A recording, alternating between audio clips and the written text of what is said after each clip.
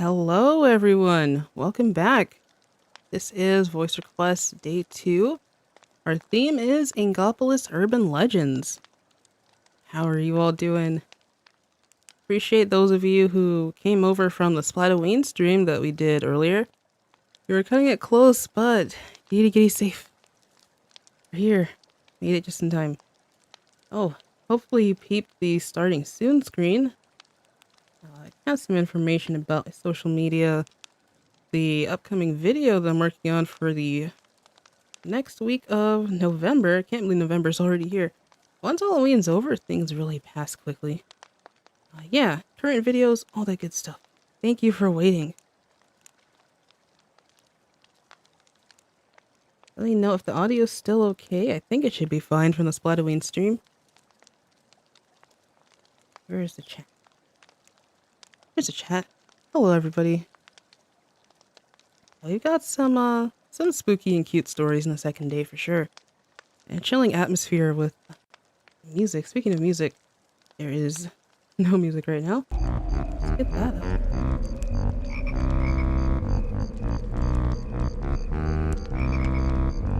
There we are. How did the Splatfest go? Oh, that's right, Superstar. You weren't there. It was really fun. We had a lot of close matches, but I'd say our victories definitely triumphed over our losses. Some good matches for sure. Of course, all these streams will be archived so you guys can check them out at any time. Ooh. Yeah, Banjo-Kazooie. I have not fully played it, but I do like the music that it has. It has a great atmosphere. I know, like, a lot of you guys might not be familiar with the VTuber scene, but, a really popular one, Korone, played Banjo-Kazooie. There were a lot of memes after that. I go over Splatoon, thank you for that super chat. Artistic Georgia, thank you. Oh, there is going to be plenty of voice mod in this stream, don't you worry. Yes, I think so. I have it switched out to... I think I did. I believe I do. There's a special voice I wanted to try out, actually. Oh yeah, we're gonna be warming up for a little bit. I'll be chatting with you guys before we start the voice request. I got everything ready pretty quickly. After streaming for a while, it's kind of surprising how you just get used to things. Let's see how this voice works. This one is pretty cool. It's like a lost transceiver, like a lost recording. That's kind of the effect that it has. It's kind of cool, right? I like this one. Ooh, spooky. Spooky radio sound. Hey, is that Marcus in the chat? Hey, what is good? Alice, this voice mode is not really good for energetic stuff. Back to normal anyway. What is good? It's good to see you. Marcus is a fellow voice actor. You might have heard him in a few videos on the channel.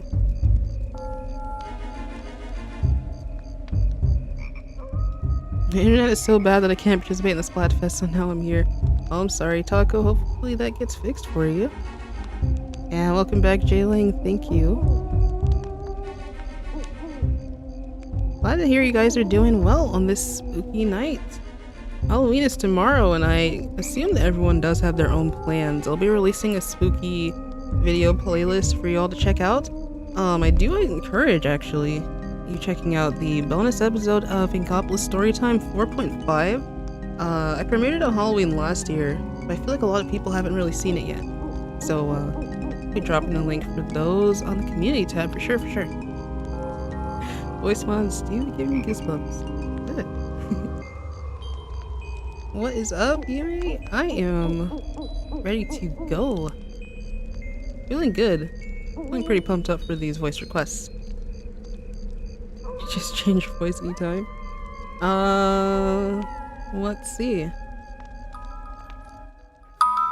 This is a spooky one called Lost Souls. Even up this here.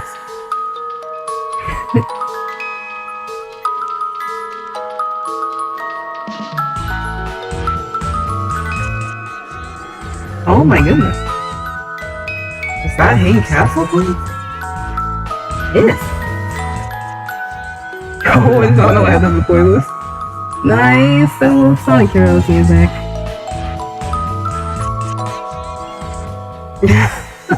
Is it too loud for you guys? Let me know. Before we go into the request, I want to make sure the audio is good.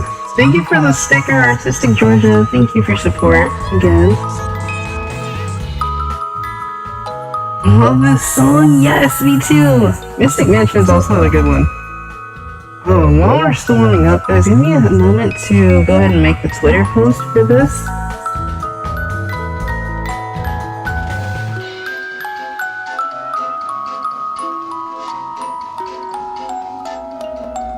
I think that this has some... Oh, it has background effects. That's why I was wondering where the music box was coming from. There we go, okay. Turn that off. Let me find a link really quickly. Vibe out to this music for a little bit.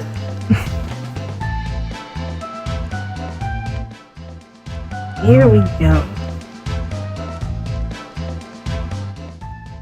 Actually, I think I'll copy the link from the Discord. Does the description for this stream have an invite? Let me know. I'm gonna check really quickly. I don't think it does.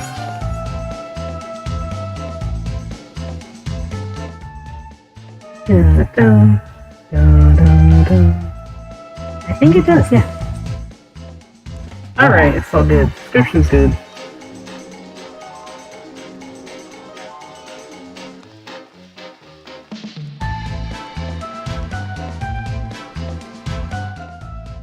I think once this song is up, we should be ready to start. I am just tweeting out the stream, guys. Want to do Ghost? Ghost? There we go.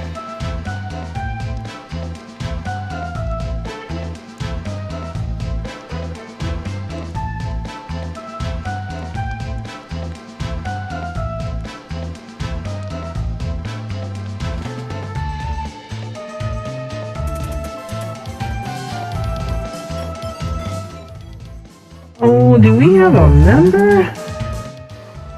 Hello? Hello, welcome back to membership again, Haruka-chan. I appreciate you and, you can join. Thank you. That is... Is that? Okay, bear with me, everybody.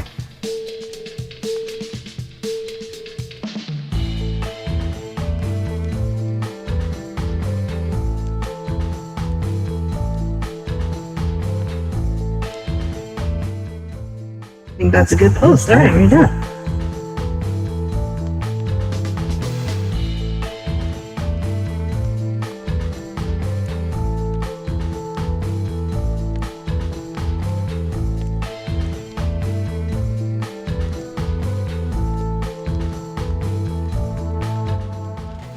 Have I been speaking with the voice on this whole time? Okay, that's that. I haven't been speaking with the voice on the whole time. Chat was kind of hidden, so I couldn't see. Pawing member hype. Yes, thank you for joining, Haruka. I did not switch the voice mod back on. Everybody just joined. Hello everybody. Thank you for joining in. I did not turn the voice mod off. I was testing it out, so yeah, that's gonna be funny to listen back to. You guys are terrified. And ooh, shout out to Nightbot for linking the playlist. All the songs that we're gonna hear tonight will be in the playlist. Discord link is already invalid? Oh, okay, bear with me, I'll get another one.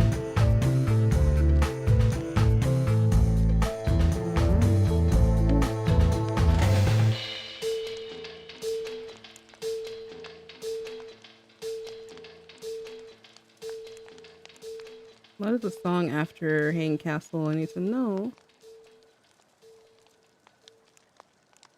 Oh, I think it's Creepy Castle.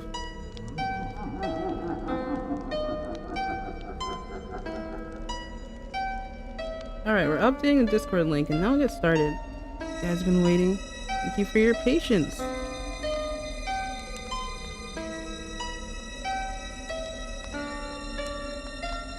And updated. You guys can find the description. Please do check it out.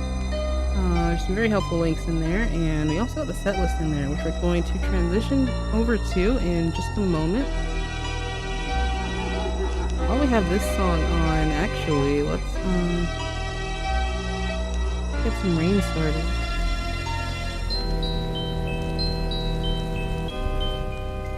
Can y'all hear the rain? How is it? How is it? How to play brought me here. What is this? Where am I? Welcome, Wildfire to voice request. So as the description says, this is an event where members of Discord and Patreon submit voice requests to be read. What a voice request is usually a script or a story featuring several of the Splatoon characters that I voice. And they are going to get into some spooky Halloween shenanigans. So, if you like narrations, that's your cup of tea, then stick around, you might enjoy it. If not, feel free to check out any of the videos that I've posted before this stream. And a little bit of something for everyone. Are you guys ready? I am ready. Let's go. It's a bit quiet, but not too much. I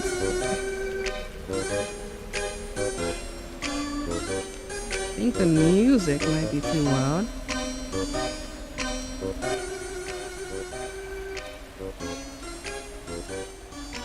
Alright, how's that now? How's that, everybody? You need to be a member to submit? No, you don't. There are a lot of submissions from non-channel members. Wait, the voice mod isn't still. It's on normal. How people are saying it's still on. Alright. Well, here we go. Like you say, you can still barely hear the rain. Just a tad loud? Okay.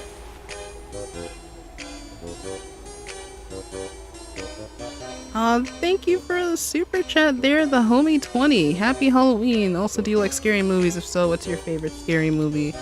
One scary movie that really had me shook for a while was the original Poltergeist. And I do like the atmosphere of Silent Hill's music. I'll go with those. Okay, rain is too loud. Let's actually choose a different rain. We'll pick the one that Issa had for us the other day.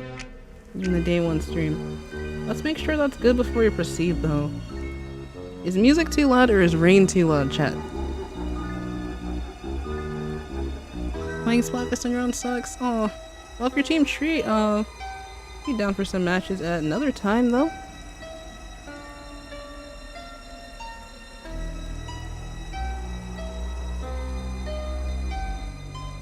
It's fine? Music's too loud? Okay, loud.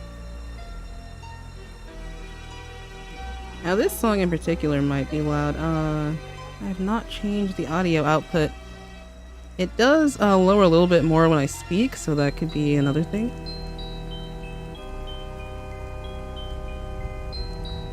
Alright, let me check the... okay. Alright, how is that now, everybody? I want to make sure it's a-okay before we continue. Music is... it's kind of divided between everybody. The art, you can see to the right. The art is made by Starry Grimoire. You can find them on Tumblr and Twitter. I have their links in the description. Better now? Good music? It's okay? It's good? Alright, awesome. Thanks. Audio is always fine. Yeah, there's so many varied responses. People have different volume levels on their devices, so please adjust it to your liking on your end. I think we're good. This song is particularly loud. Some of the other ones might not be. So we'll check on that. Alright. Without further ado, get into the set list. Could be okay window. There's no window. Window's gone. Where are you? Okay, we'll find out. There it is. Nice. Okay. Anyway, thank you all for your support. Welcome new people to the stream, new viewers.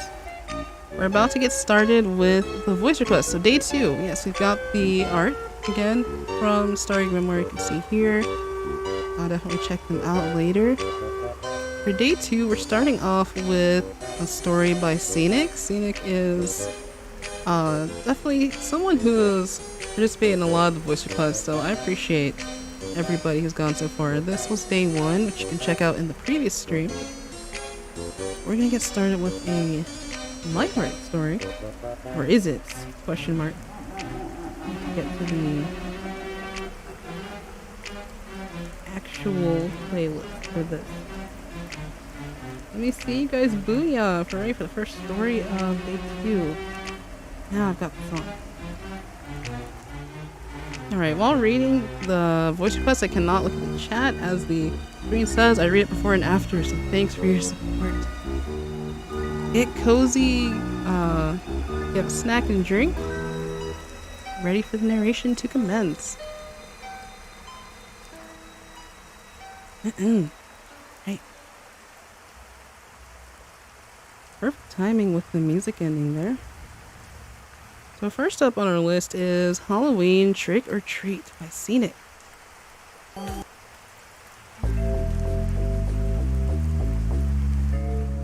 It was dusk in Angopolis, and we see Agents 3 and 8 walking to 3's home. Ew, that turf war session today was fun, but very tiring. Thanks for letting me stay over again, Midori. It's no big deal. That's what partners do. They came up to Midori's apartment and went inside. Ayano crashed on the couch while Midori went to the kitchen. Hope you're fine with instant ramen tonight. Yes, please. Midori got the food when the thought came to her. Hey, Midori. I heard they were gonna do another SPLATOON Fest next week. Have you picked a team yet? Not yet. But I think I choose. They were interrupted by the sudden ringing of Midori's phone. Yeah, you got Ayumi on the line, sounding a bit panicked. Hello, Midori? Quick, I don't have much time. Please come to my location. I need serious help. The call suddenly went dead. Hello? Ayumi? Hello? Hello? Do you copy? No answer. Midori, what was that about? Is Ayumi okay? I don't know. But I have a bad feeling about this, she says while shaking her head. An abandoned bunker near Bluefin Depot. According to Marie, this was where Ayumi was before she lost contact. Ayano got an eerie feeling. Are you sure? They heard a scream. Help! Without a second thought, the two burst in through the rusted steel doors and readied their weapons. But inside, there was nothing but the derelict structure and a few yellow ink stains on the ground, leading further in. Ayano, look. Yellow ink. She touched it. It's fresh. Ayumi can't be far. She saw the trail leading down a corridor. Midori led the way with Ayano behind her. A few meters ahead, they heard some struggling, followed by heavy footsteps. Stay alert, Ayano.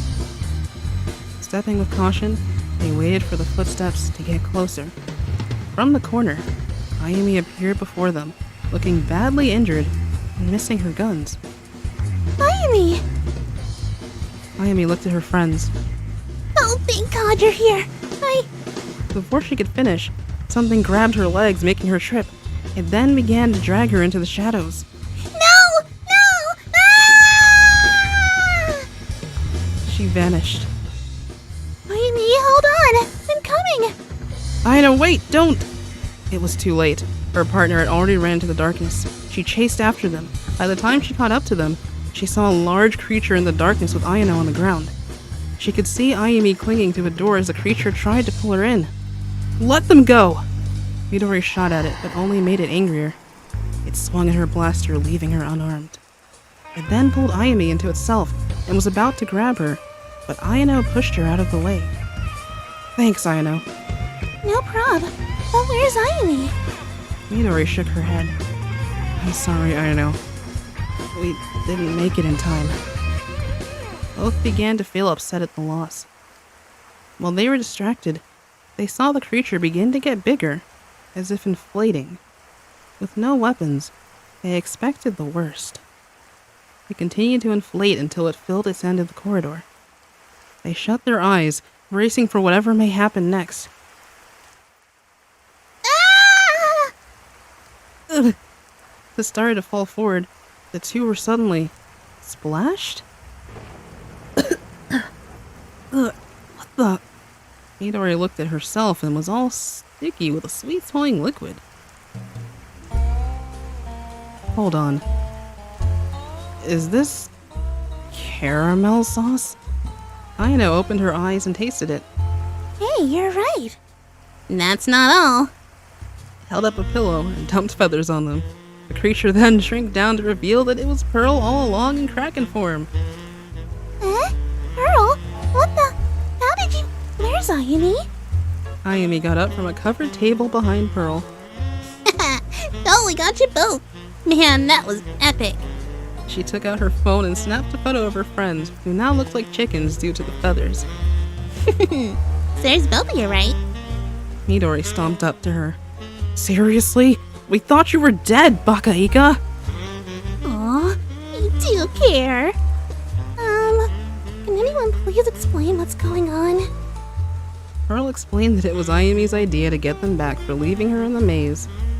Aina felt bad, but Midori wasn't easily forgiving. She got her blaster and said, "Run." What? She saw how menacing the older agent looked. Oh, Shiokara. And that's the scene. Here's a bonus artwork of Ayumi before getting pummeled. She's just laughing. That's the end of the first request for day 2. Thank you, Ceenic. And here is our applause. Or, there we go.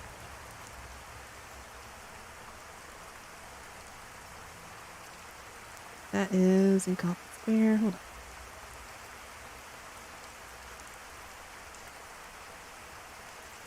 Here's our music.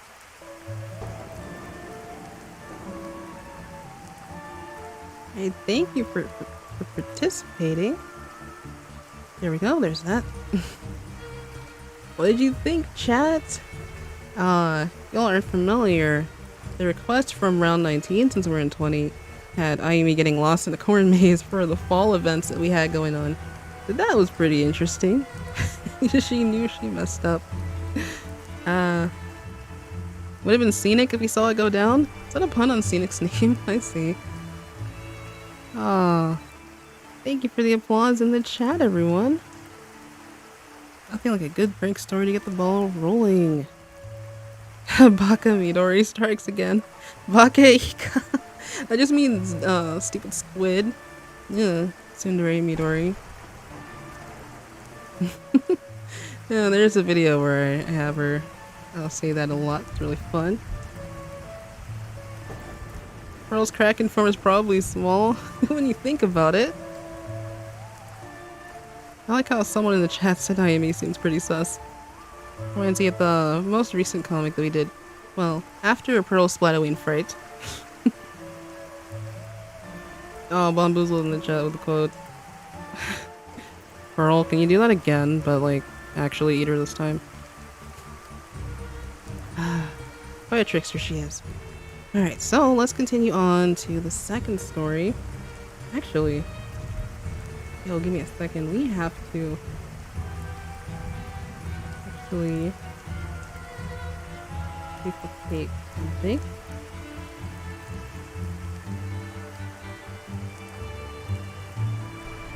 I need to be able to access this playlist. This one has a custom one. Hope you're doing alright, everybody. We're gonna continue on with the second one. Ooh, that crash of thunder.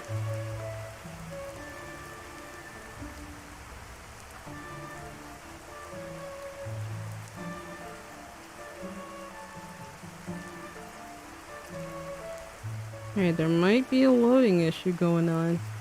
We'll pause this screen, because there is another custom one. Alright, hope you all are doing great. What's with the corn emojis? We're going to continue. Ah, yes.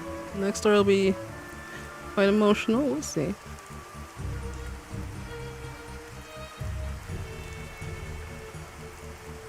Alright, prepare yourselves.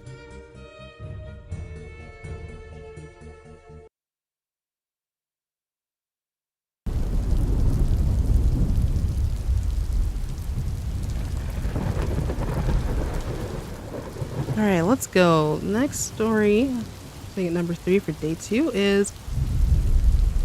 the second one is In Low Spirits by Awesome Pig 7.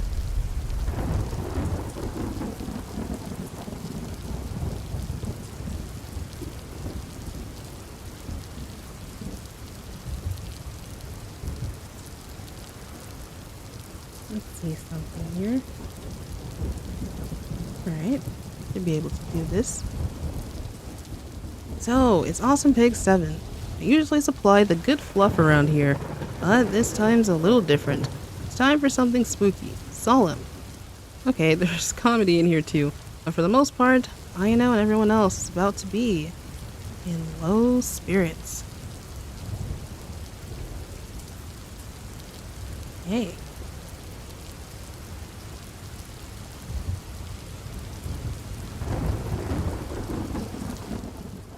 See you guys later. Love you all. Ayana walked towards the train station after a lovely SPLATOON planning party. She and the other gals had brainstormed ideas for costumes and ways to get the local kiddos to enjoy the night of fright. Content with the friendly ghost idea she had, she boarded the train heading back to her neighborhood. As she took her seat, she noticed a peculiar someone. Someone wearing a hoodie and a black and white mask, who seemed to be looking right at her. Are they looking at me? Maybe I shouldn't think about it too hard. After a train ride that seemed to last for too long, Ayano hopped off the train and began the long walk to her apartment. A lightning storm began to brew, rain starting to come down from the dark sky above. Ayano couldn't help but notice that the masked person from before seemed to be following her. Okay. Maybe they live in a nearby neighborhood. Several minutes passed, with the masked person following Ayano through every turn, shortcut, and detour. The Octoling grew more and more concerned as the rain continued to pour. After a while, Ayano lost them. Luckily, her apartment complex was close to the place she was at now. Alright, just a little bit further, and I can sleep. By now, the storm was in full force. A flash of lightning revealed that the hoodie wearer was standing right in her path. You again? Ayano cautiously walked backward, refusing to make a run for it out of sheer fear. He then tripped over a piece of the sidewalk and fell backward. The masked person now stood directly over the fear-frozen Ayano. He took out a knife. Ayano closed her eyes, welling with tears as lightning struck. No! Ayano woke up with a jolt. She sat up, felt her face, and sighed heavily. Oh my god. Thank goodness it was just a dream. Ayano sat up, and then noticed a red stain on her t-shirt. Huh? I wonder how that got there. Ayano wobbled out of bed and headed over to her full-body mirror to inspect the stain further. Only then did she notice some peculiar things. She's lighter than usual. Her lower half was replaced by a long, wispy tail. Her eyes didn't have pupils. Ayano's face grew even paler than she already was. I'm a ghost! Indeed, Ayano was a ghost, all floaty and transparent-like. Her ghostly body glowed a faint light blue, save for the red spot in the middle of her chest. She picked up a book and let it pass in and out of her spectral midriff. I feel like I'm gonna pass out. Oh, I guess I can't pass out now that I'm a ghost. Wait, that pamphlet wasn't there before. Floating over to the main part of her apartment, Ayano picked up a pamphlet that was just as transparent as she was, entitled, "So, now you're a ghost." After a brief skimming, Ayano read up on all the basic ghost things. She could fly fairly high, pass through things, and interact with other objects, as long as it's within her limits. She couldn't be seen by those in the living realm, but could still communicate with them. One part particularly stood out to her. Note, those who dearly cared about you before you became a ghost may be able to see you if you try hard enough. So maybe I can say hi to everyone again. As soon as she said that out loud, her eager smile disappeared. The others didn't know about her disappearance. They had no idea that she crossed realms. Last night was nothing more than Ayano went back home for the other gals. They would never be able to see Ayano as her former self again. Our otherworldly Octo, on the verge of tears yet again, shook off those negative thoughts. It's alright. I'll just pay them all a visit. Wherever they are now. Ayano changed into a different set of clothes, which turned to her transparent light blue as she put each piece of clothing on. After all, it would be embarrassing to have floating pieces of clothing visible for all to see. Phasing through her front door, Ayano finds her former self at her doorstep. Well, at least that person had the decency to bring me back home. Let me make you comfortable, me. Ayano opened her door, brought her former self inside, and laid her down on the couch. Meanwhile, Midori and Ayumi were on the phone.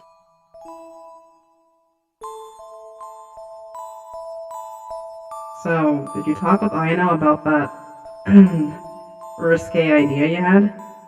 Well, here's the thing, Mimi. Ayano isn't here. Huh? That's not like her to skip school. Maybe she's sick? She hasn't even responded to the text I sent. Now, that's a red flag. She always texts back. Want to visit her after we're done with school? Yeah, I can't shake the feeling that something's gone wrong.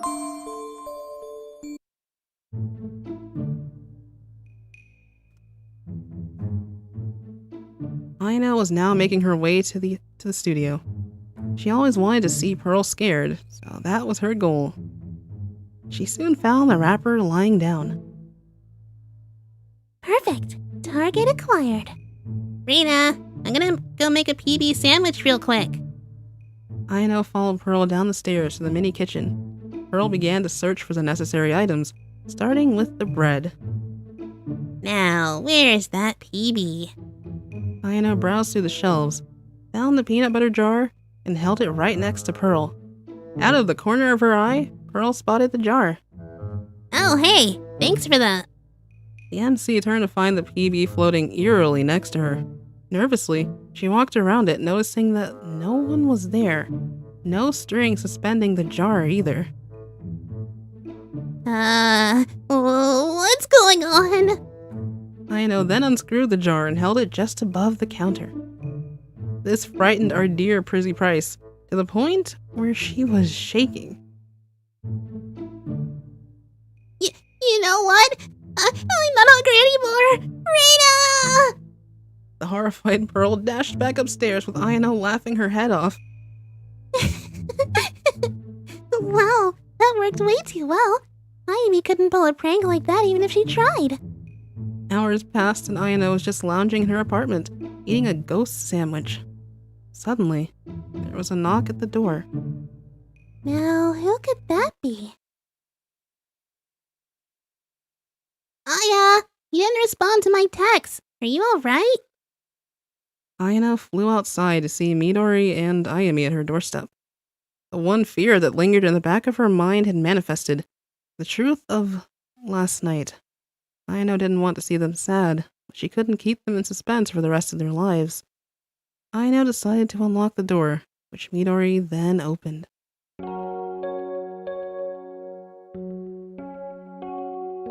Guess you didn't check the doorknob. Well, Ayano always locks her door. Why'd you stop halfway through your... The words fell out of both agents' mouths as they saw their friend's motionless body on the couch. Ayano sat beside her former self as the agents ran over. Ayano! Aya! I'm sorry I couldn't tell you two sooner. I had no idea that last night would have been your last. No. This can't be real. Tell me this is a prank, Ayumi! It's not! Why now? Who could have done such a thing? I didn't even get a chance to tell her I loved her back. I'd say I hold it from a mile away, but Ayumi and Midori sat in solemn silence, with Aino tearing up alongside them. A few texts and minutes later, Marina and Pearl arrived on the scene. She's actually gone. Straight up? Yeah. No pulse or breathing. man, this sucks. He was such a bright light in this dark world. Now, I can't even say anything. This is way too much. Aino, wanting to lift everyone's spirits up, hastily took a piece of paper, wrote something down, and threw it at Ayumi's head.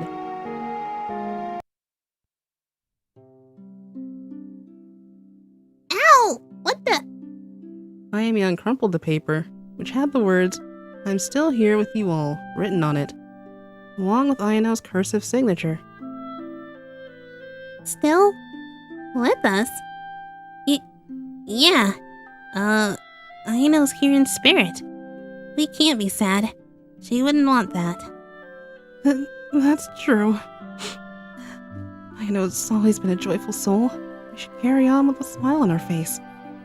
Everyone nodded in agreement and turned to leave. To Aino's surprise, she started to glow brighter. Everyone else turned back around as the room flashed a light blue near Aino's body. Aino's ghostly form was now visible. Ah! Aino's ghost!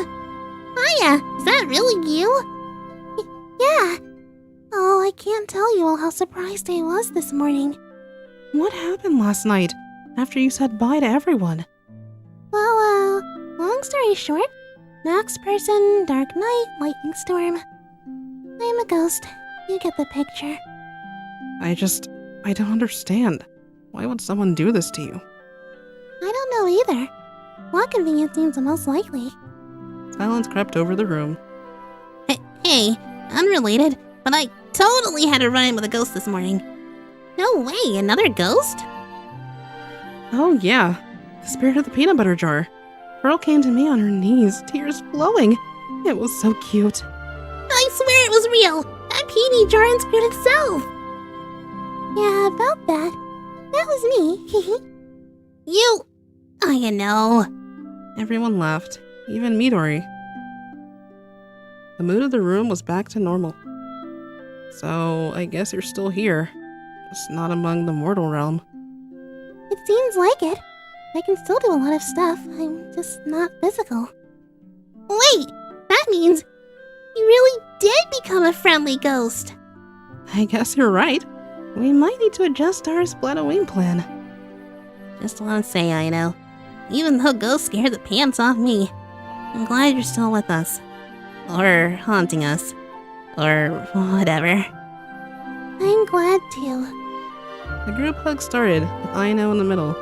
Even though the others couldn't feel her physically, Aino's warmth and joy were still very much alive. The end. Hope you didn't shed too many tears, everyone. Wanted to journey further into the more solemn side of stories before the via requests go out. Still a nice story, happy ending, and smiles here and there. Hope you all enjoyed this little thriller. Peace, Haruni, Awesome Pig 7.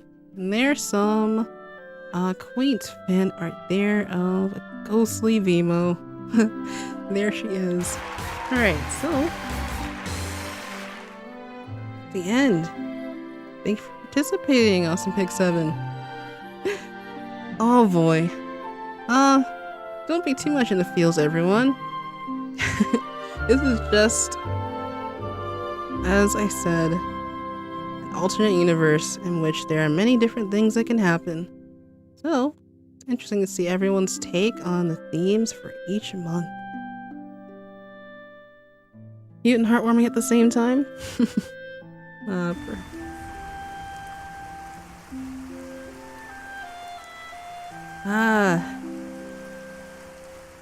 The fields were the real friend we made along the way. Here's our rain once again. Great job to everyone's gone so far. Thank you to you, Ceenic and Awesome Pig 7. Ooh.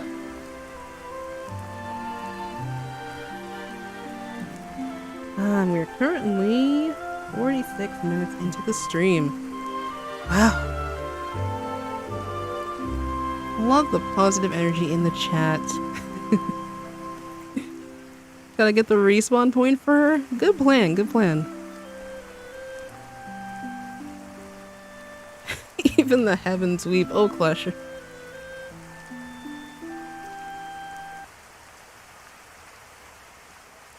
This was a solid playlist, though, as well, to accompany the request. Ooh, gotta take a little bit of a breather there. I think now is as best of a time to hydrate everyone. Y'all know the deal. Drink your water, everybody. I need it. Voice is gonna be in overdrive today. Great job, Awesome Pick 7. Alright.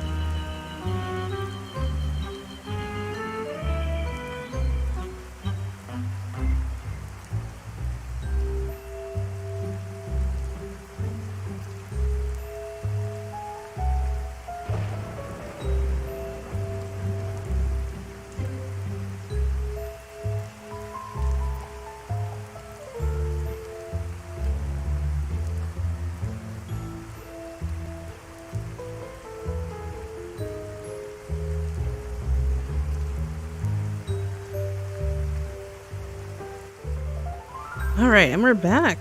Ah, yes, there are some exciting entries here.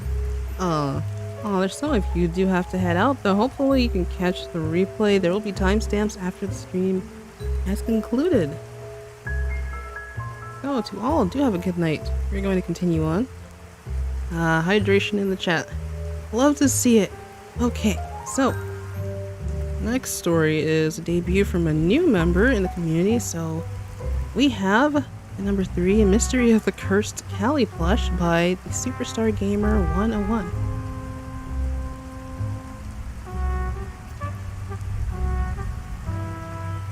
We find our soundtrack. Oh, this is quite a nice one. I do like this music here. Right. Prepare yourselves, everyone.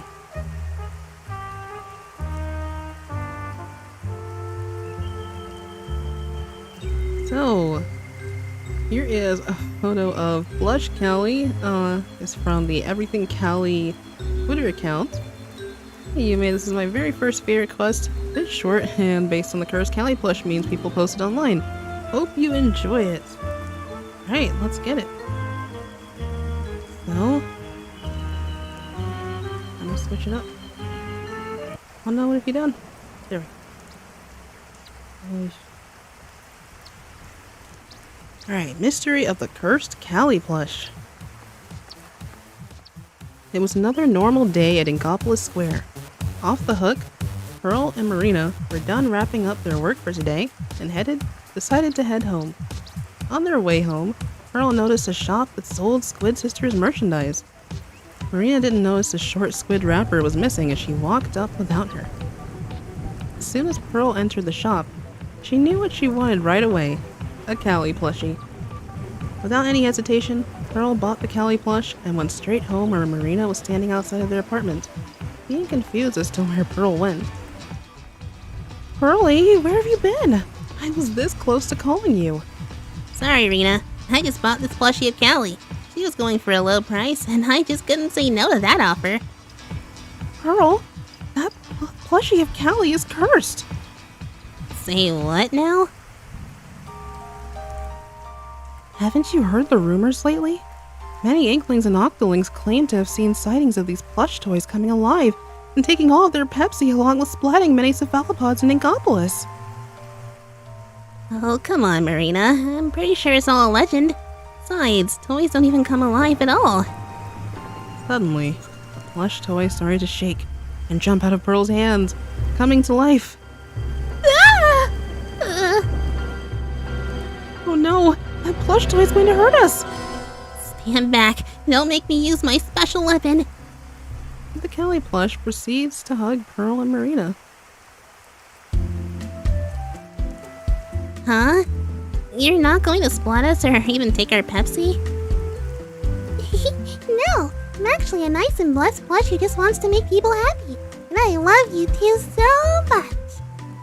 Oh my goodness, you're so adorable and pure. Well, there's something you don't see every day. The end. final note. Thank you, Yume, for taking the time to read my little story I came up with. It doesn't have an urban legend or creepy type of vibe, but I tried my best to make it sort of on topic. Had a fun time writing it. Make your day more wholesome. Here's a picture of some of my plush toys. Wow, look at that. I only have Marie. I have Marie, Isabel, Blue Squid, and Link plushie. I need Callie plushies. Thank you for subscribing there. This was cute. Short and sweet and cute. Where's our plus? There we go. Great job. A nice first entry. Oh, cursed Callie plushies that steal your Pepsi. Yeah, it's definitely a meme I've seen around. So we have the cursed and blessed Marie and Callie plushes. I'm glad she turned out to be blessed. That was Mystery of the Cursed Callie plush. Hey, what's up, Trustin? Welcome to stream. Thank you for the kind vibes, everybody. I think everyone who's gone so far has done great. Right. Short and sweet. Loved it. Thank you. Guys, glad you enjoyed the voices, guys. Hope that you enjoy the feedback as well, Superstar.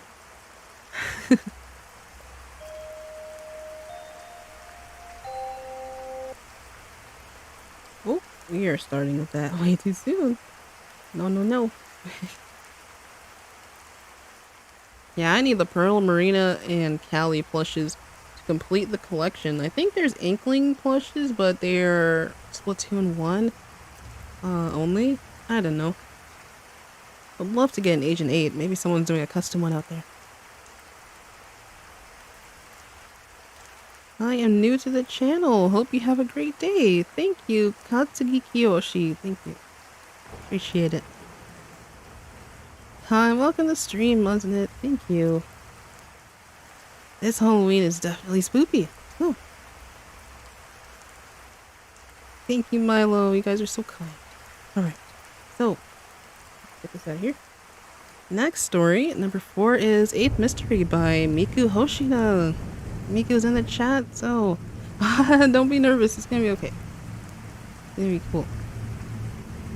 Alright, everybody, strap in and get comfy. This is 8th Mystery. Music start. 8th Mystery by Miku Hoshina. The spooky season was upon Inkopolis Square, the leaves reflecting the oranges of the pumpkins and the red of the candy in the stores. Fall was in full swing, and one would think the young people would be jumping in leaves, or enjoying the festivals. But that's not the case here for our trio. As being a part of the new Squid platoon, they were obligated to help when Inkopolis fell into danger. Not sure what danger was lurking at the Inkblot Art Academy, but that's where they are now, investigating reports of students disappearing one by one. At first it was 1, but as the days counted down to Halloween, the number increased, till over 50 people were gone. The local authority had no idea what to do, but Captain Cuttlefish did. With his grand role as the leader, he forced our 3 agents to go. Right, it's nearly Halloween and we're here exploring a mystery? Why us? You heard the captain. He was like, "You 3 youngins have the spunk to investigate this mystery." I still don't understand. How did over 50 people disappear? I have no idea, but I'm sure we can solve it. But aimlessly walking down the halls of the academy wouldn't get them anywhere. Midori took out her ink phone and started slowly scrolling until she found what she was looking for. There were 8 school mysteries that had been recorded throughout the years. The 8th one stood out to her, and she motioned the 2 to look. It was a blank website on the screen, with only this line. The 8th appears when the leaves turn orange, and takes someone until her identity as an imposter is revealed. Imposter? What does that mean? Imposter? Meaning fake? Fake? As in stolen identity? We can worry about that later. This mystery isn't going to be solved by itself. Where do we start looking? Well, I think we should check each classroom. Maybe there would be a clue? And with that, the agents set out and explored each classroom. Each room was blank, blanker than a canvas. There were no signs of a struggle or even any marks. Without clues, there was no way that they were going to find all the missing students. They stopped at the entrance for a while, thinking about what would be the next best thing to do. Aino walked up to the janitor's closet, which was a place they didn't check. It wasn't a classroom after all. Taking a deep breath, she opened the door to find stairs leading down. I found stairs! Whoa! For real? How? And just luck. We should be careful. Let's go, you two. The trio headed down the stairs, their faces alert. Who knows what was waiting for them down there? A wild sea cucumber? Queen Midori? The 8th mystery? The missing students? The stairs continued for a while until they reached a door. The door was slightly ajar as if it was inviting them to come in. Midori reached her hand out and pushed the door open slowly. The room inside was as big as Ammonite's practice grounds, with rows of white hospital beds filling each part of the room. Looking closer at the beds, there were various inklings and octolinks across all of them. Her eyes were all closed, as if they were sleeping. No way! Are they dead? No, I can see them breathing. He's closed. We found them safe and sound. Not until you find the imposter. Or have you forgotten? But they could be anywhere. They could be hidden in plain sight. Even, they could be standing in front of you. What do you mean? 8? 8? Agent 8. 8 is a cool number, right? Aino? How do I know that you're Aino? You don't. Suddenly, all the lights in the room shut off. Midori! Aino! Are you guys okay? Aino? You guys were so close, yet so far. It's too bad. I really liked you both. Who are you? You're Aino, right? That's who I am. That's who I've been known as. Who I will be until the end. What are you saying? I'm saying, you're too late. They heard a door open and slam shut, locking itself. The lights turned back on, and Midori and Ayumi realized the Aino they've been with was never the Aino they knew. The end. Ooh, spooky. Very nice.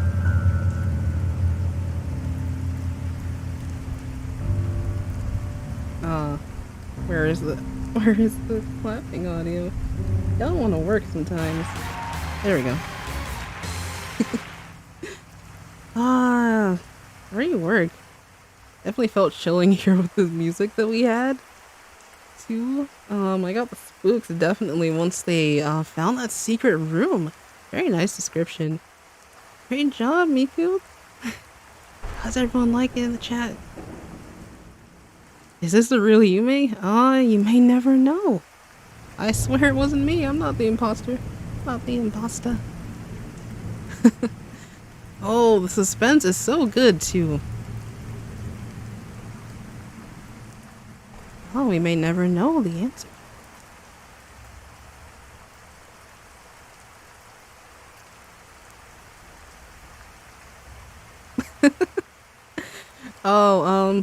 There we have a quote from Bomboozled once again.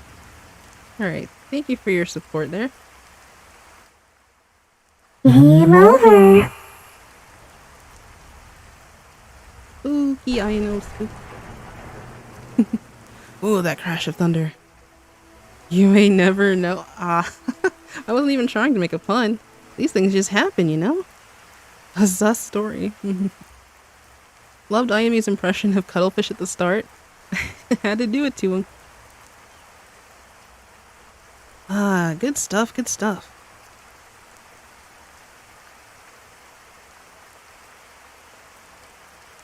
Alright, I am looking for Miku's comments here.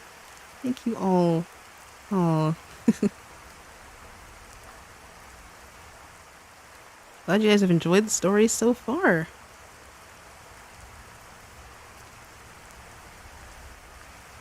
Okay, so what is our next story? Oh, well, you guys are definitely going to enjoy the next one. Speaking of which, Miku's story definitely set us up for this next one, which is truly about the imposters among us. For this next story is Squids Among Us by Mailman9812. He's here in the chat. Oh boy, I'm next. You will definitely be in for a surprise. All the stories have set the scene for us already and have some nice ambiance.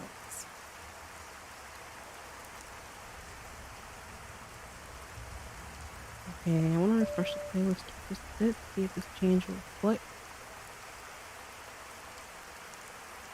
There we go.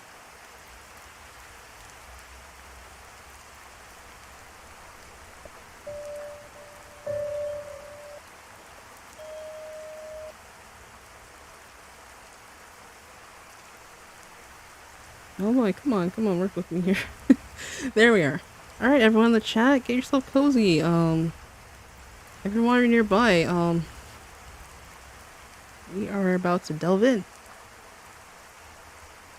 I know, kinda sus. We don't know yet. I have to... This is gonna be an interactive one for sure. Alright. Are you ready? Alright, so this is Squids Among Us by Mailman9812.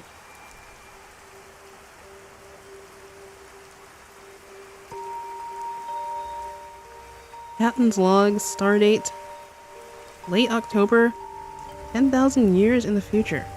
The agents, Off the Hook, the Squid Sisters, and Zelda are hanging out at the base of the Skeld. In just a few seconds, they will do various tasks around the station.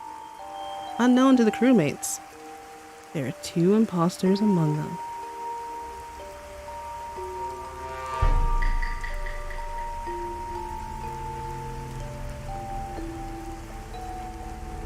The crew splits up to do their tasks. Midori, Zelda, and Callie head to admin to swipe their ID cards into the card reader. Callie had already done her card, so now it was the Hylian princess's turn. Zelda takes out her card from her wallet. Right, this should be easy. She swipes her card.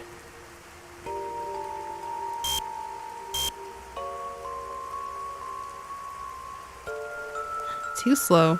Try again. Oh, okay. No big deal.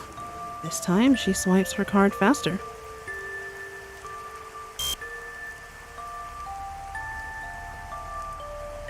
Too fast. Try again. Huh? Okay, this time for sure. She tries to swipe her card in a medium pace. Bad read. Try again. Are you kidding me? Come on, you stupid piece of newfangled technology! Work with me! At this point, Midori left to check on her fellow crewmates. It took Zelda 4 more tries to swipe the card, until eventually... Accepted. Thank you. Phew. Finally. Shortly after, the lights go out, covering the station in a blanket of darkness. Hey, who turned out the lights? I can't see. Wait, I hear someone. Zelda's neck then snaps.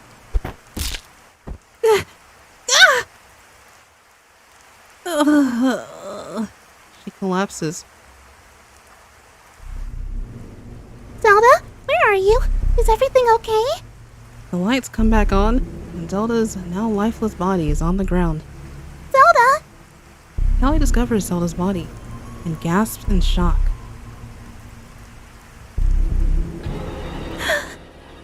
Zelda! I need to report this. Callie reports Zelda's body, and the rest of the crew meet up at the cafeteria to discuss what happened.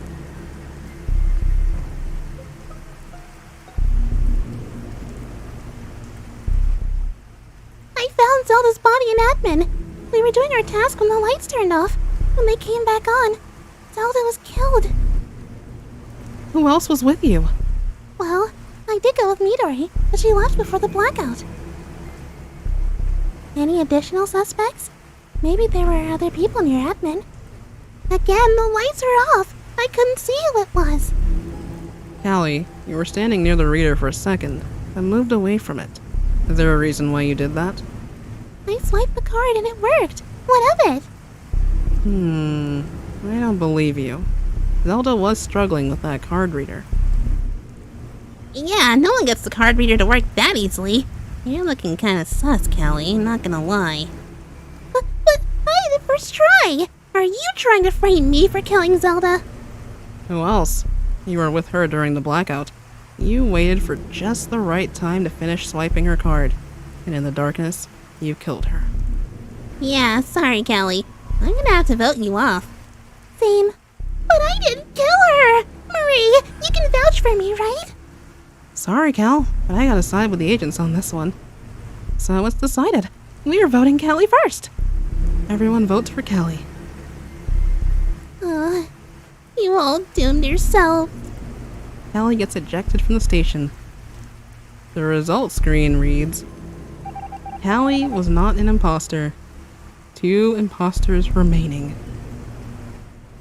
Aw, Carp! She was telling the truth! I don't like this. I'm scared.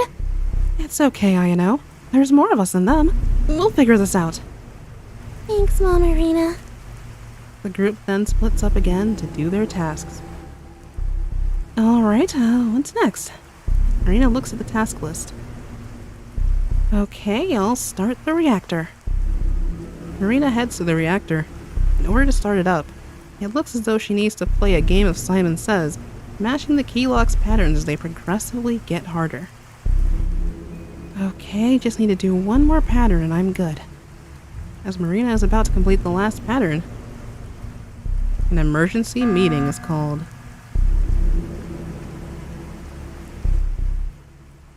Not now! I was so close to finishing reactor! The crew once again gathered in the cafeteria.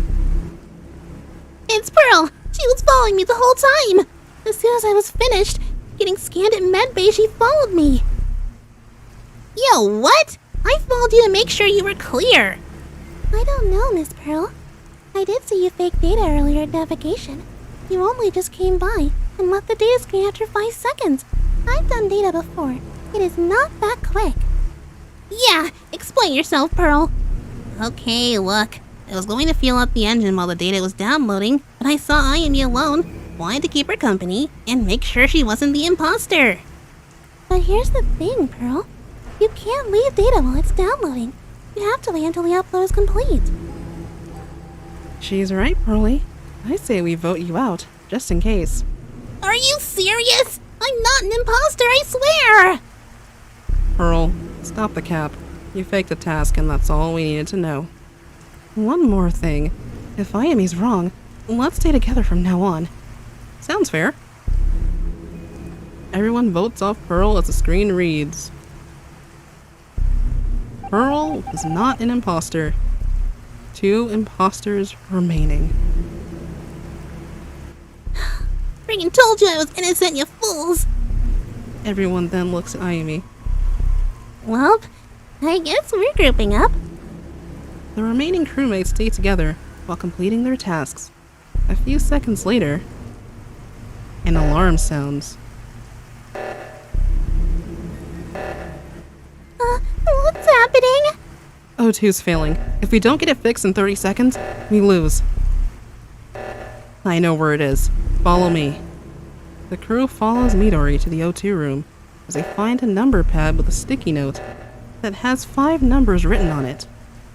Midori enters those numbers as the code. The alarm stops. Phew. That was a close call. Hey, where's Marina? Meanwhile, in Marina's point of view. Good. They fixed it. I had no clue where it was. Now, back to the reactor. Nope. Oh, come on! Marina, what happened to sticking together? I can explain. I was too focused on that Simon Says task in reactor, and I legit had no clue where O2 was. Sounds like something an imposter would say.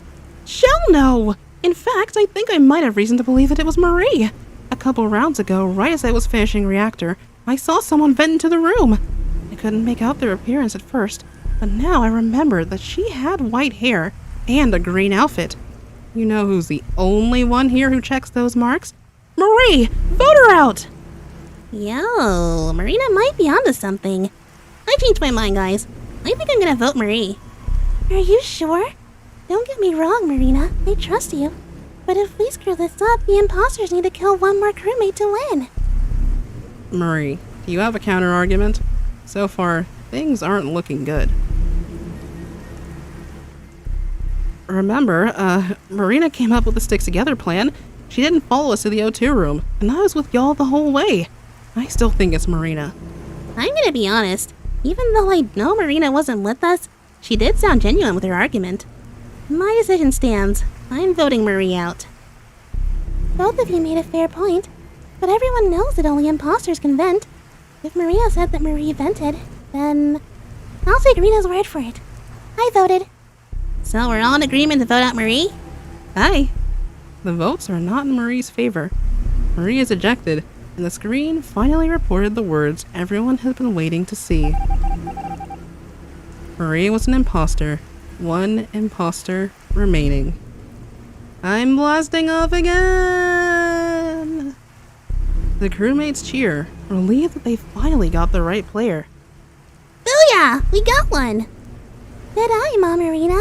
Now there's one imposter left. Thanks, Ino. Well, the moment has passed. Back to work. The crew resumes on their tasks while sticking together. Marina finally finished starting the reactor up, which made her pretty happy. And suddenly, the lights are out again.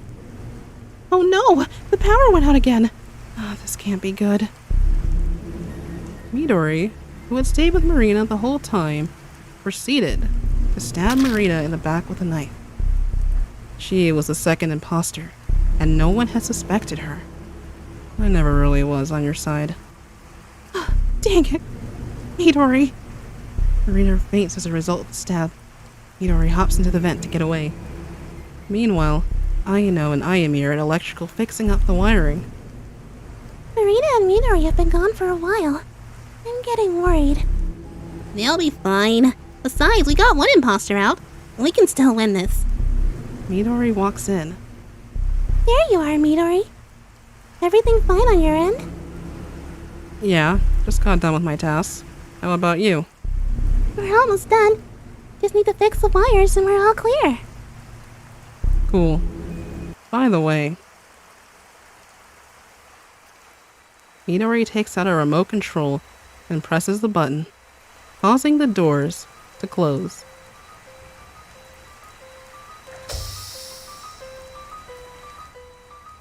Ayano and Ayami couldn't hide their shock. No, don't tell me. You're an imposter. Indeed. And now that my cooldown time is up, I get to pick my next target. Let's see.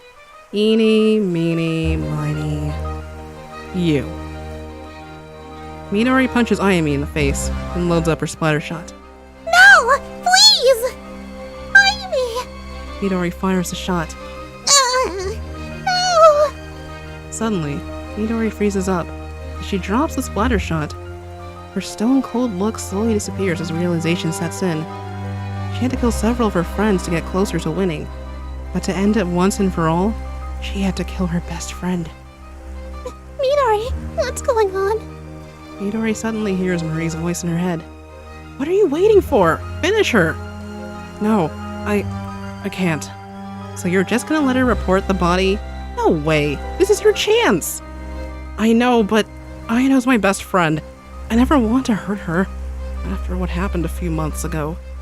Who are you talking to? Is something wrong? Don't answer! We're all gonna respond after this ends. Just kill her now! Do it! You sure? Yes! Just end the game and we'll be fine! But Music.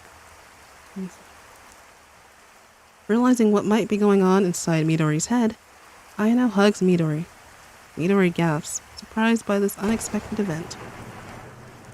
You're scared of killing me, aren't you? Yeah. How did you know? Just a hunch. Midori, go ahead. You're the better player. No one ever suspected you, and that's exactly how you should play the game. If anyone killed me, especially this late, I'm glad it was you. Thank you. No problem. I'll see you back at base. See you there. Aw, good game. Ugh.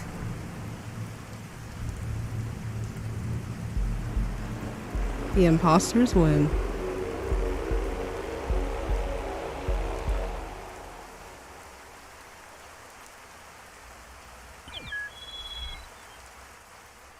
Midori's teleported back to the ship, still shaken over having to kill Ayano. Suddenly, everyone respawns in the order they were eliminated. First Zelda, then Callie, followed by Pearl, Marie, Marina, and Ayumi. And last but not least, Ayano just seconds after her bittersweet elimination came back. A smile grew on Midori's face, and the crew gathered around for a group hug. I'm sorry about killing you guys back there. Especially you, Zelda. I know having to only do one task before you died had to suck. It's okay. I'm still learning how to play this game, but I never realized that it would be so much fun. All the discussions were very exciting to watch. I figured it was you from the beginning as soon as the lights went off, but you kept cool during the discussion. No one could get a read on you. I'm impressed. You'll have to give me some tips for imposter, Midori. Same. I always get caught first round. Maybe it's because you kill in front of everyone at the cafeteria. Hey! Rena and I could use some tips too. We want to play the game live during our Angopolis news show. We could use all the strats we can get. I'll be happy to share some tips with you guys. Want to do another round first? I sure would. I second that. Hopefully I don't die first this time. Midori would go on to get imposter for the second round in a row. But this time, Ayano would be her partner. Mostly because Midori carried the team. But no matter what happened, the crew remained good friends. It was this kind of competition that the agents, the idols, and Zelda had missed for quite a while.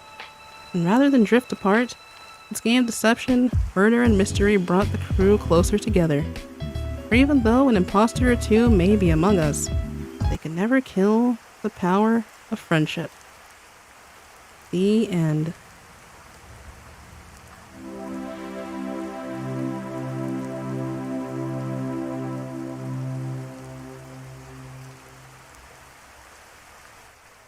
I like your cut, G. You know what comes after that. The end. Ah, that was nice. What a roller coaster from start to finish. Let's definitely have some applause for that. Amazing. Midori, cool as could be. Oh, being the imposter. How did you like that, chat? How you doing, everybody? Oh, what a ride that was. Uh-oh. Yeah, it seems that things are a little bit, let me see. Let's check with YouTube. It seems that things are a little bit, choppy. Might be some buffering. I think it'll get back eventually. We had a lot of sounds come through, and there were additional things that really did help the request come together, but I think that might have taken a little bit of a toll on things. Who knows? Either way, I really enjoyed this. It was fun. Getting to bring all the characters to life. It was cool that Zelda was in there too.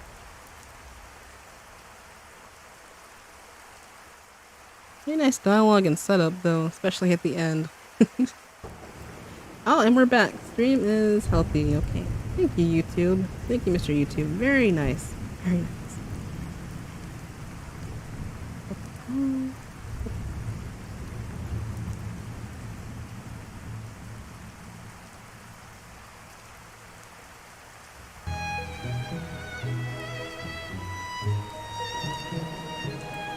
So let's see. Oh, the reactions in chat will be really fun to read to go back and see.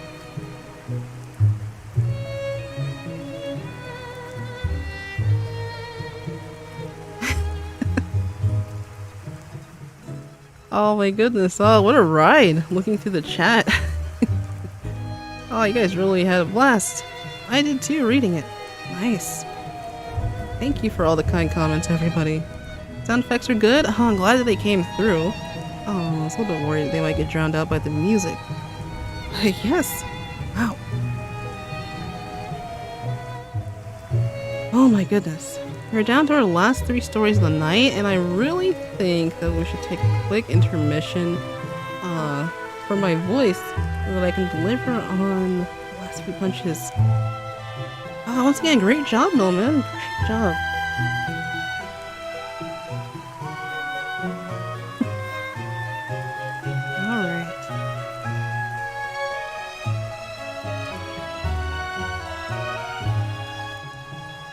The music was nice in that accent.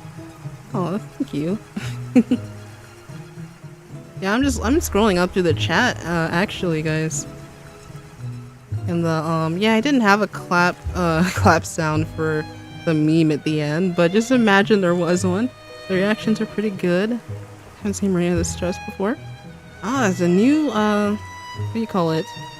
The first time for everything, and definitely a new outlook on the situation. I know it's too pure. Oh, I know. But for now, guys, I'm gonna take a brief intermission. I'm gonna take 5 minutes of no talking because I need to recover my voice for a little bit. Thank you to everyone who's here. Don't go anywhere. That's a nice little fight to accompany, but I gotta take a quick intermission. We'll get back to the 3 stories left for tonight. Definitely gonna be a doozy for sure. See you in 5, everybody.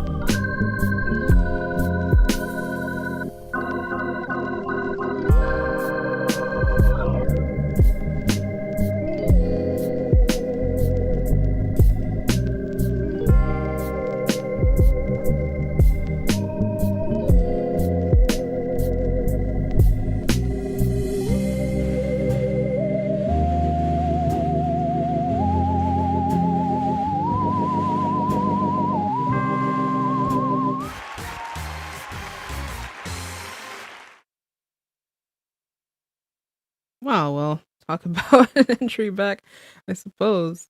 That was very nice. Welcome, buddy. Welcome back to the stream. I'd say welcome back on the one who came back. I don't know, I'm used to I don't know. Anyway, hello. I've returned. We are at the final 3 stories of tonight. And I hope the break gave you time to do what you need to do and prepare yourselves. It's going to be a lot of interesting events for sure. We have not started reading yet, so if any of you need to refresh the stream, go ahead. Everything's still green on my end. I'm excited.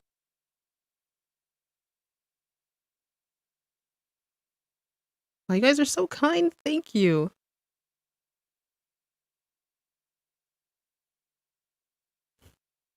Ah, yes, Splatooon. I hope that you all get a chance to enjoy it if you have Splatoon 2, Nintendo Switch, and an online membership. It's going to be running until November 1st. So definitely don't forget about that. All right, next stream and next request. Here we are. So let's see. Away with the chat message. It is another entry by Gaia Templar. Second one, in fact. See what it entails.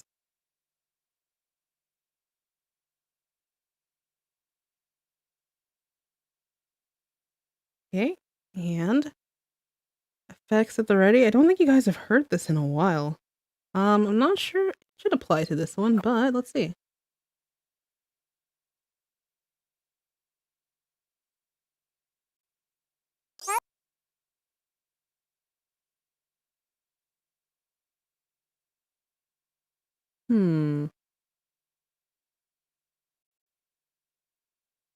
Haven't used it in a bit. I don't know if it still works properly. Well, yeah. Mind your volume, everybody, headphone users. This one is gonna be a doozy. Did that work for you guys? Were you able to see it? I don't know. It seemed as if it was stuttering a bit. But either way, headphone user warning. Didn't quite hear that? It didn't play. Oh, I saw it play. This reading contains yelling and/or loud effects. Please adjust your volume and keep your ears safe. Yeah. Callie and Yume are the loudest. Makes sense. What did you say?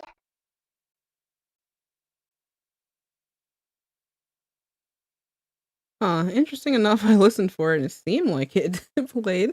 Either way, yeah. You guys get the gist of it. For those of you who want to see it, I hope it played that time. But anyway, without further ado, let's get into it. This is the Kaiju-Mi Mystery. Kaiju-Mi Mystery. It's a nice play on words. You'll see why later. Alright, so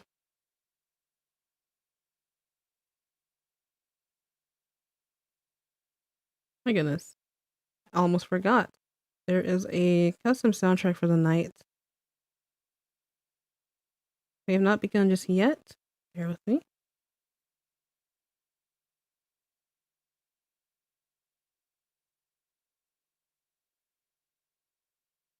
Alright, here we are. Alright, for real this time. Yeah. This is Kaiju-Mi Mystery. Hello, viewers. It's Gaia again, returning to you with a tale of luminormous proportion. A big thanks to Super Dementia 77 for the name. Don't think I could have come up with something more creative than this one. Second, we have a fresh new challenger. This character echoes one you are already familiar with, but possesses a booming tone to her usual chirpy voice. We also have a returning cast member, the star of the show from last round, Sayara. She did before, she sounds like I know. But yeah, okay. With all that out of the way, let's once again super jump into this, shall we? Okay, let's get going. It was a dark, chilly, Splatooon evening in Ingopolis, the only outside sources of light being the several jack-o'-lanterns placed outside the apartments, one of which was being visited by a fresh new friend of the agents.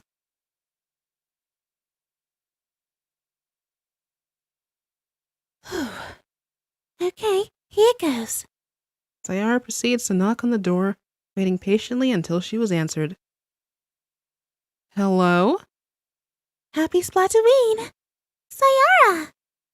Sayara was greeted by not only Marina, but a very happy Ayano Yuki, who jumped out of the door to hug her Octoling comrade, a surprise causing the pair of Octolings to spin around on the spot in their embrace for a moment. The lights emanating from within the building also lit up Sayara's form, revealing her Splatoon outfit, a unique red cat mask around her eyes, and she wore a long, tight-fitting red zip-up jacket alongside her usual skirt and shoes.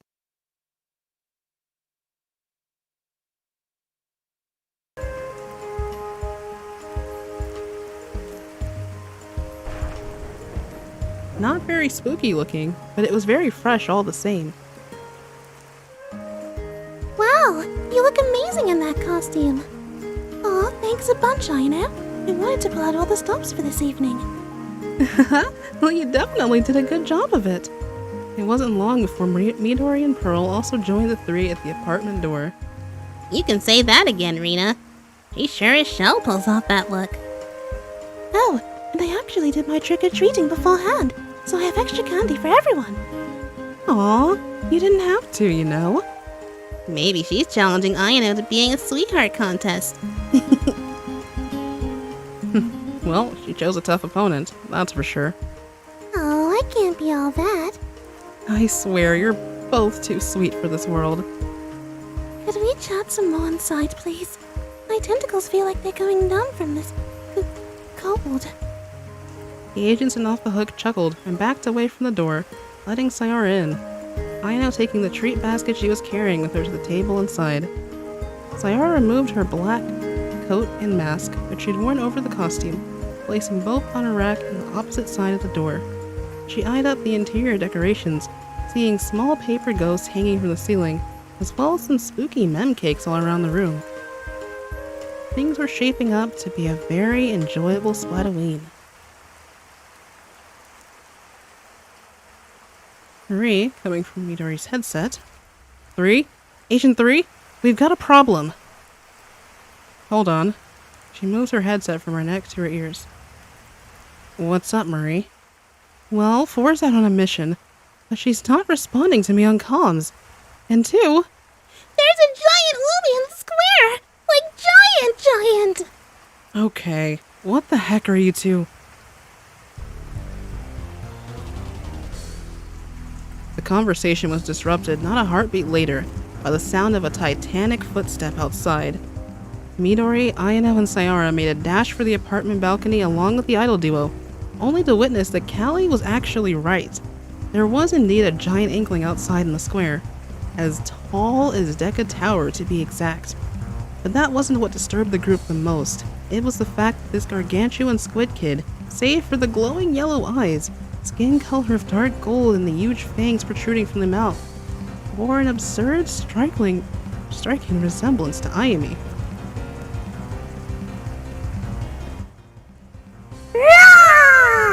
Smash square! Big trick for big treats!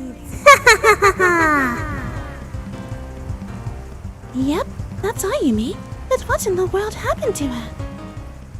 Marie said she was out in Octo Valley before this, so it has to have something to do with the Octarians.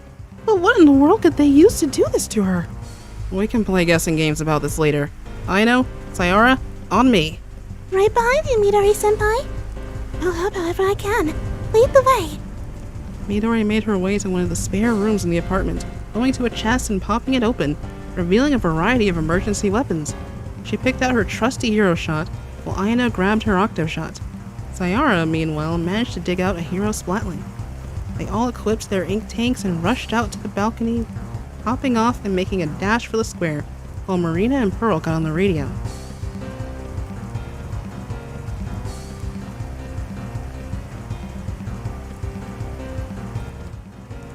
Okay, I ran an X-ray on Kaiju-Mi. Kaiju-Mi? Callie blurted it out on the radio when we were getting her weapons. Anyway, there seems to be an unnatural source of ink injected into her system. Which is most likely what changed Yume into what she is right now. That's probably the gist of it. Callie's already got an evacuation going, so you just have to knock Yume out before she causes too much damage. Roger. Midori gazes back at Ayano and Sayara. Ready for this, you two? Already. Let's get Kaiju-Mi back to her old self. Ready? Leave breaths, Ayumi. We're on our way. Go get her, girls. We'll be ready with a chopper if you need us.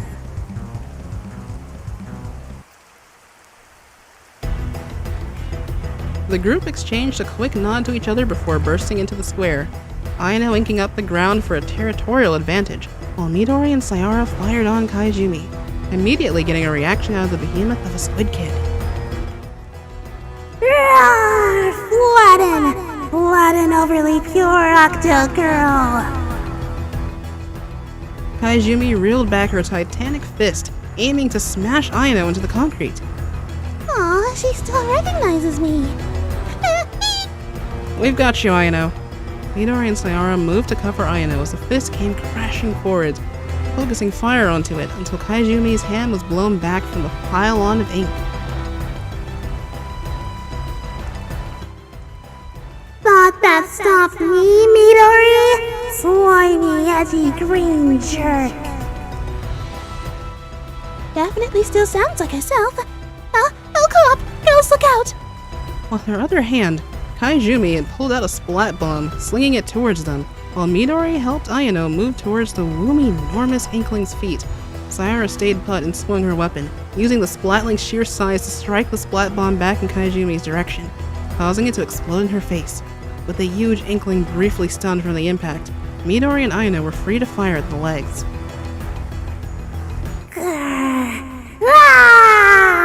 Non-stop Kaiju-Mi! None! Kaiju-Mi smash you! Kaiju-Mi slammed a fist into the ground, blowing Midori and Ayano back with the force of a splashdown. Thankfully, with the territory they claimed just now, they were able to submerge in their squid and octopus form and mitigate any damage they'd taken. Phew! Oh, good thing I got this ground for us. Sure was. Nice call, Aya. Everyone, stingrays now! Eh?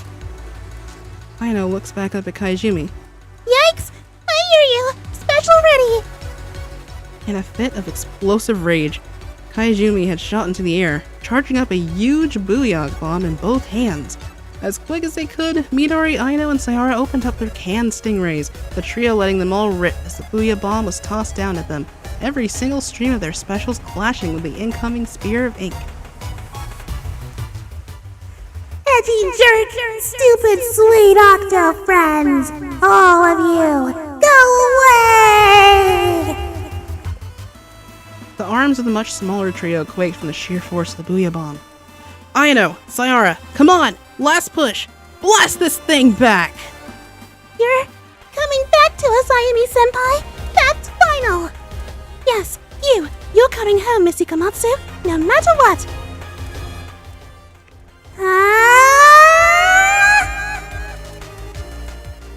Every stingray then reached full power, slowly overwhelming the gigantic booyah bomb, changing its hue and forcing it straight back to Kaiju-Mi, where it blew up out of the city's range, painting the night sky in a rainbow of bright color.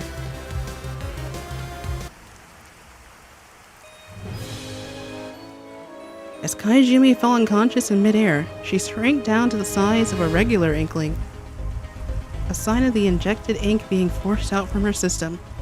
As if on cue, the off-the-hook chopper swung by with a massive net as Ayumi was falling, catching her right on time. The girls, understandably, collapsed in exhaustion, attempting to catch their breath. Good job, you two. She's back to normal now. Phew. Thank the great Zapfish for that. I thought we were done for. And that booyah bomb was coming down at us. Ditto. But still, How did that even happen to Yume in the first place? Well, SPLATOON is a time of mystery. So, I guess we'll never know. Nothing. The end. Woo woo.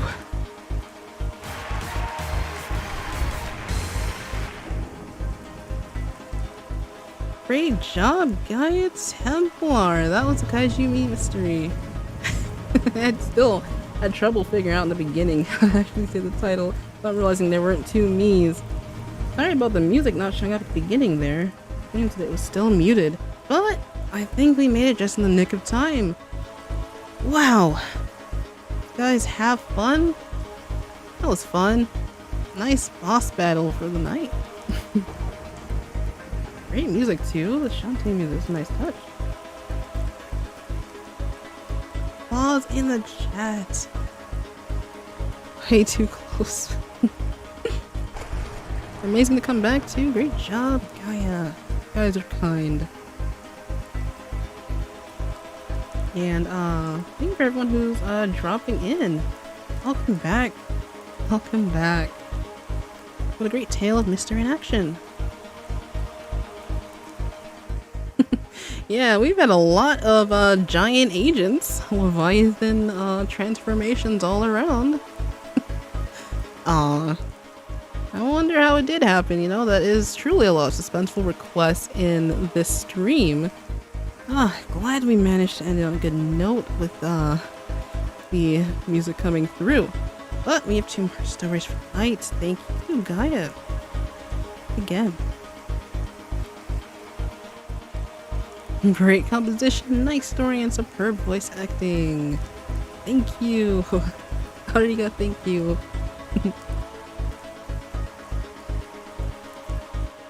Really just got in and saw a giant boss fight. Welcome to stream, you people. Might have their own Attack on Titan alternate universe. Oh my gosh. You guys' comments always make me smile. Well, that's that for the song. How is audio, everybody? Is it still good? I know before we continue on.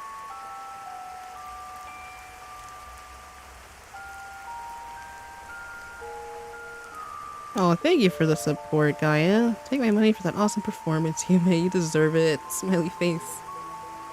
Thank you. Poggers.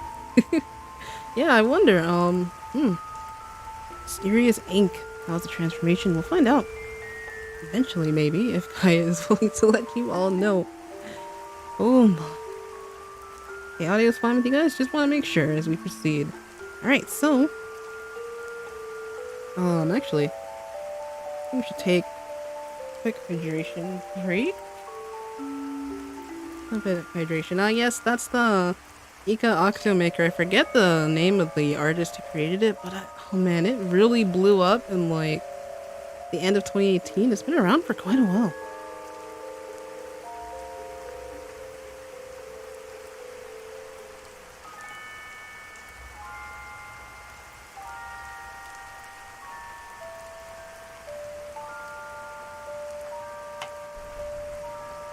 That is good water. Good water.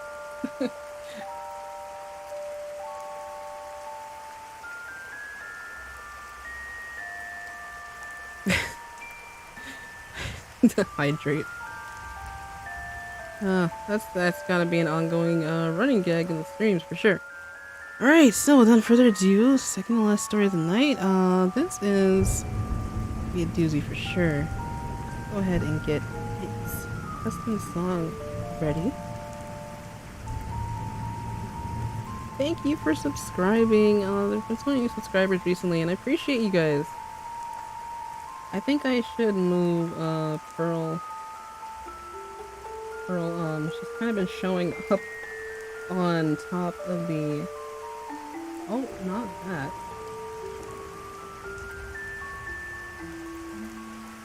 Hard to get it back in place.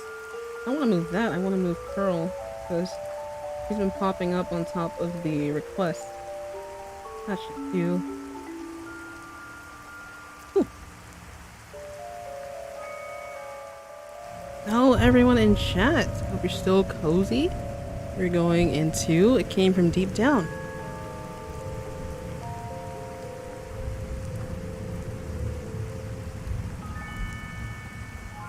Alright, we're all strapped in. Get rid of this. And I don't think any effects for this one. Alright. This is It Came From Deep Down, Sweet and Sour Tale by Super Dementio 77, who's going as Super Demented 77 this round. Warning, you've entered a SPLATOON story. Wholesomeness awaits you, fluff galore, but beware, a fearsome creature hides in these pages. No voice, doesn't need any. You managed to escape. Did you escape the feels? Ah, and there's... Okay. There we go. We got it. Okay.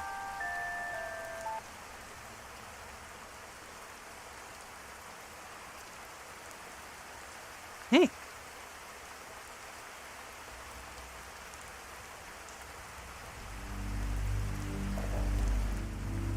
Pumpkins at every door.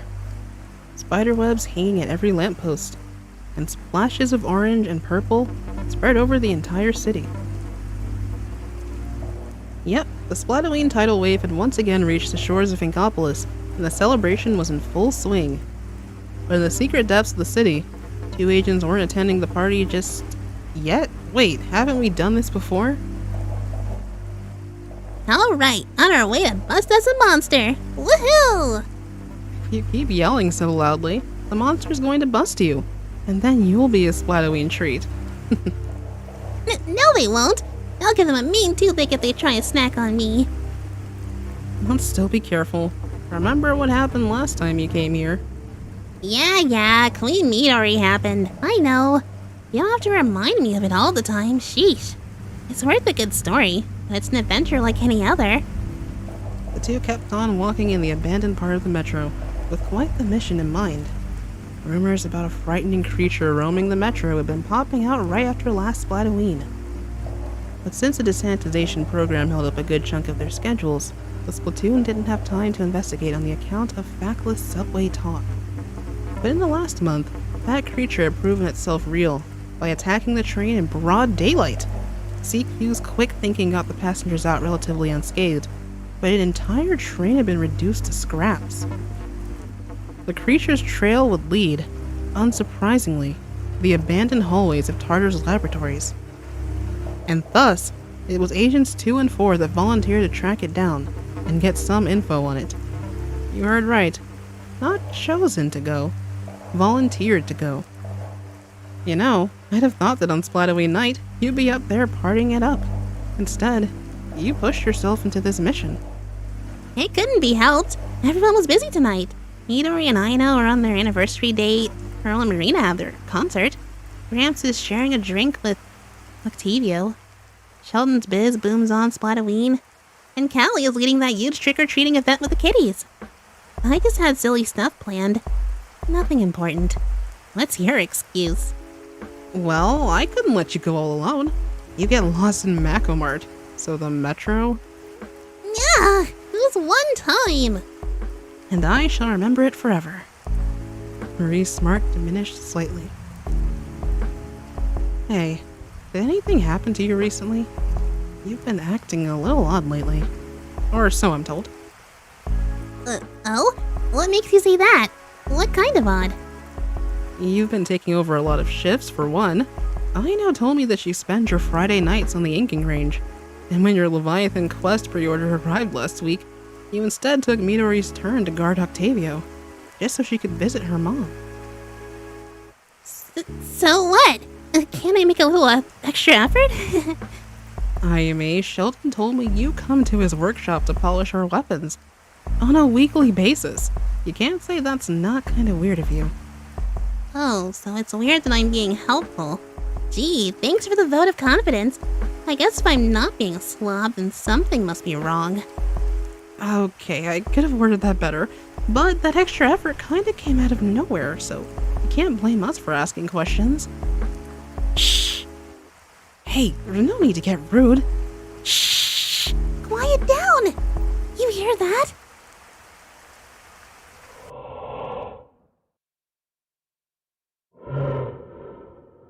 The two squids listened.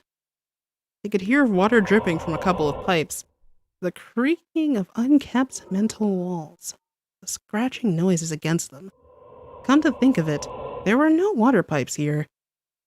And since wind-air vents breathed so loudly, the benumbed duo appeared at the darkness ahead, and they could tell something was there, shifting about. Taking a chance, they lit up their flashlights, and immediately wished they hadn't. Oh, Clarp! It was a sanitized octoling, but nothing they'd ever seen before. She was the size of an octostomp. Her limbs were long, sharp, and skeletal. She had 2 rows of sharp teeth. Her form was dripping of sanitized ink and familiar red goop, and her eye sockets were completely empty. And yet, despite that last tidbit, as soon as light was pointed at her, she let out a shriek straight out of a nightmare. Run! Don't mind if I do. Marie shot a curling bomb and the girls swam for their lives with the Octo Beast right on their trail, alternating between Ayami's ink brush and Marie's charger to make themselves a swimming path led to many close calls. Marie's bow hair almost got chomped, and worst, it could spit some sort of ink goop mixture that was highly acidic. A couple drops burned a hole in one of Ayami's sleeves. We can't keep running like this. I know. Hey, huge door on the right. The two dove that way, just as the Octo Beast bulldozed past them, crashing into a wall. Knowing it would only stun her for a bit, Ayami and Marie pushed the door shut and activated as many locks as they could find on the nearby control panels. The Octo Beast soon banged on the gates, making them shake, but didn't break them. That was close. Wait, too close. Marie managed to keep herself on her feet and peered around the huge warehouse. Up there! The ladder exit! That'll get us back to the main metro. We can lose this monster and get the info to the others. We'll come back with the whole gang tomorrow to take it down. Whoa, hold on! No need to get the others. We can take it! Did the acid fumes get to you? Have you seen the size of that thing? The beast slammed itself against the door, making it creak. Oh, come on. We've fought bigger. This is no Levi, you know. But it's got her teeth! I know where we are. I have a plan. And hey, do you want this thing roaming free now that it's throwing a fit? This time someone could really get hurt. And it'll be on us. Marie wanted to argue, but her hero outfit made her pause and reconsider. The last SPLATOON came back to her, as well as the amount of damage the last giant cephalo monster had done. And that monster wasn't even attacking. Alright, what's your plan? A few minutes later, the Octo Beast had finally brought down the door. She slithered in and started to sniff her surroundings, growling and listening sharply for her missing prey. A clanking noise was heard in the corner, and the Octo Beast struck the metal crates, pulverizing them, but it turned out to only be an empty can that had fallen from its perch. A lever clicked in another corner, and the beast hurried to check. So fast, in fact, it didn't register the little impact of green ink on the empty can. Whatever you've got planned for, hurry! I don't know how long I can keep this up. She thanked the heavens for the brand new silencer that Sheldon had installed in her charger. With it, she could shoot a small blast of ink that didn't leave any trail, but pressurized enough to travel to any part of the room. She kept a fair aim to distract the beast, and tried to shush her clattering teeth. What I wouldn't give for Callie to be here. Zzz. Zzz. That was a deafening noise of Marie's phone buzzing with a notification, and making her heart fall into the pit of her stomach. Already, she could hear thundering steps coming towards her. Out of luck, Marie decided to see what had just doomed her. It was a picture from Callie, where she was wrapped in a werewolf costume with dozens of costume kids imitating their famous pose, and the caption, "Stay fresh" in candy letters. Not a bad picture to go out on. At once, Marie's cover of computers were rooted from their spot, and she found the Octo Beast towering above her, baring its many fangs to take a bite out of her. With her back to the wall, Marie closed her eyes, waiting for the end to come.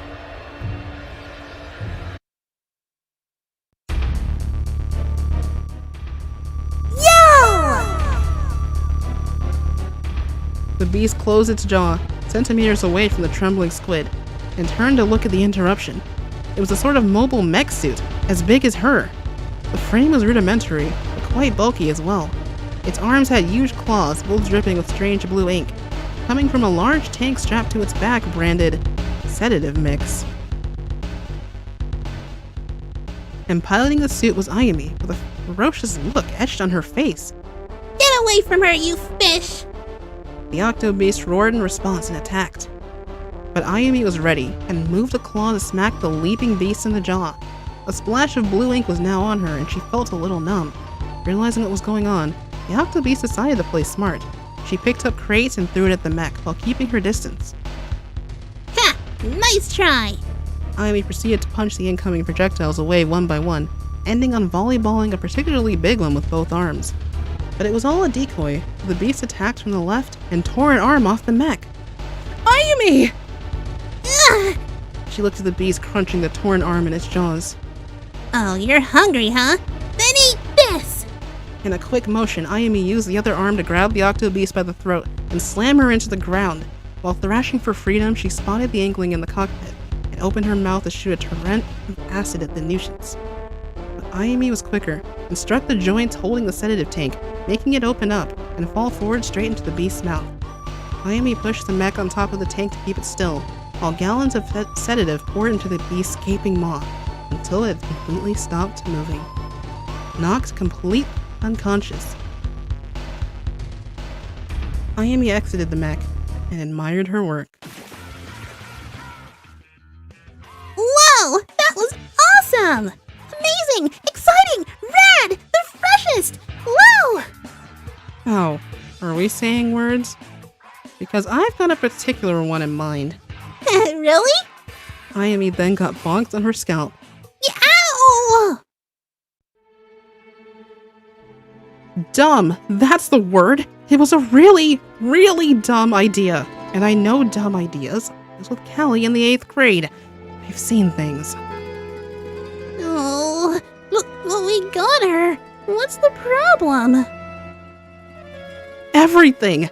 I almost got devoured, and you were this close to drowning in sanitized acid. We'd have respawned God knows where, and it's a maybe on the respawning part. We could have died! You know, it's my fault too. I should have just pulled on your tentacles and dragged you up that ladder, but no, I couldn't draw the line. I just had to listen to your insane scheme. Unbeknownst to her, Yume's cheeks were reddening, and her eyes started to well up. Well, you know what? I'm drawing the line right now, because if your sudden change of attitude means you're going to be this reckless, then we need to deal with it, now. Yume clenched her fists. So just be honest. Why are you like this? What are you trying to prove? That I'm worth the dart on this team, okay? Marie listened to the cry reverberating against the walls, frozen in stupor, as a couple of hot tears escaped Yume's eyes before she furiously dried them and looked away.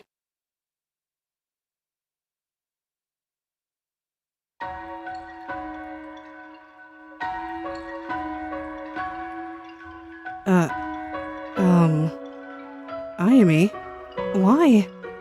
Why do I feel that way? Marie nodded. Well, I've been thinking lately. Shocker, I know. But it's about the team. I thought, what makes me stand out? I mean, you and Callie have the experience and the know-how. Pearl's got bling and a voice that can topple buildings. Marina's a tech wizard. Midori took on the full Octarian army by herself and kept it in check for 2 years. And Diana conquered the metro and saved the world. In heels.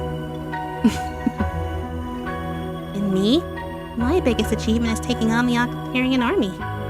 After they lost about half of their troops, they basically did a Midori light. Heck, that's pretty much my agent resume. Doing what Midori does, but Not as well.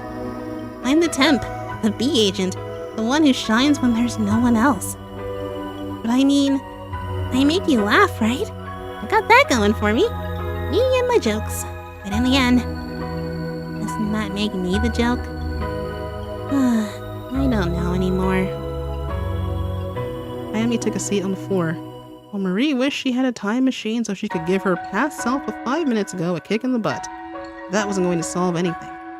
Instead, she took a seat next to the sulking Inkling. Well, I can think of at least one big thing you did Midori didn't. You saved an idol.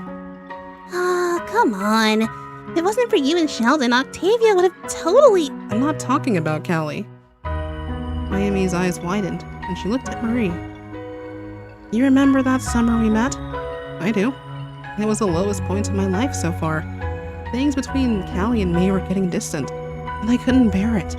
We were just about to fix it, but that's when she up and disappeared. I looked for her, but I only found bad and worse news on the way. Octavia's globe broken, Ramson 3 nowhere to be seen, the great Zafish being nabbed again. Things were getting dangerous again, but this time I didn't have Callie to keep my hopes up. It was just me.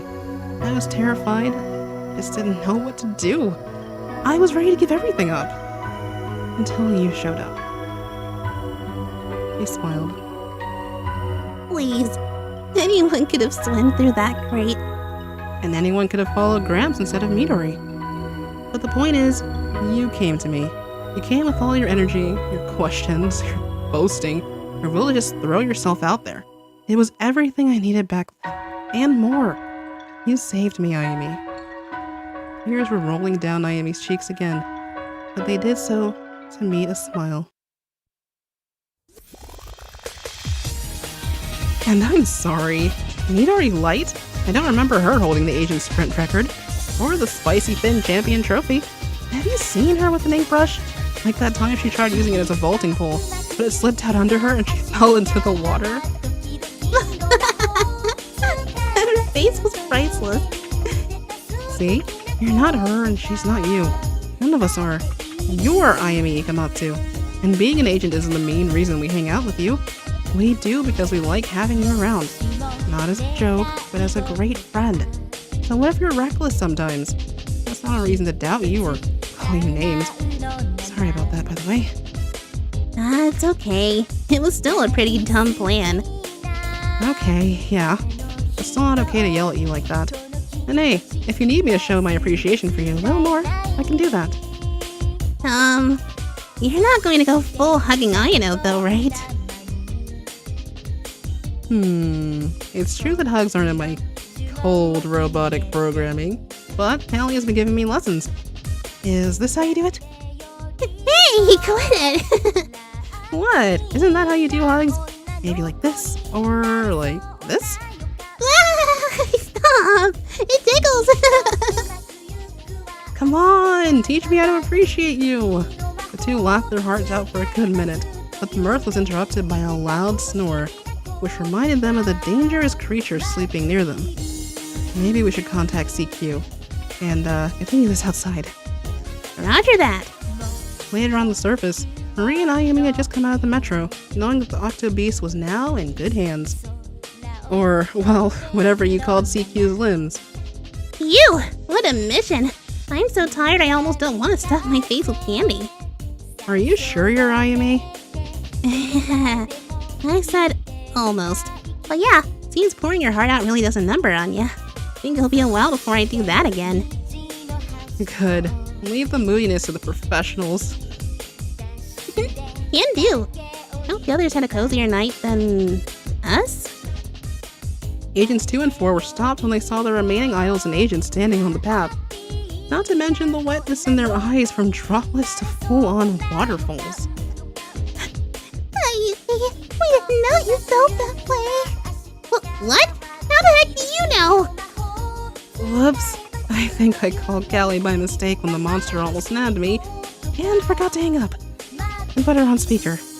Haha, my bad. This just made my night. Oof!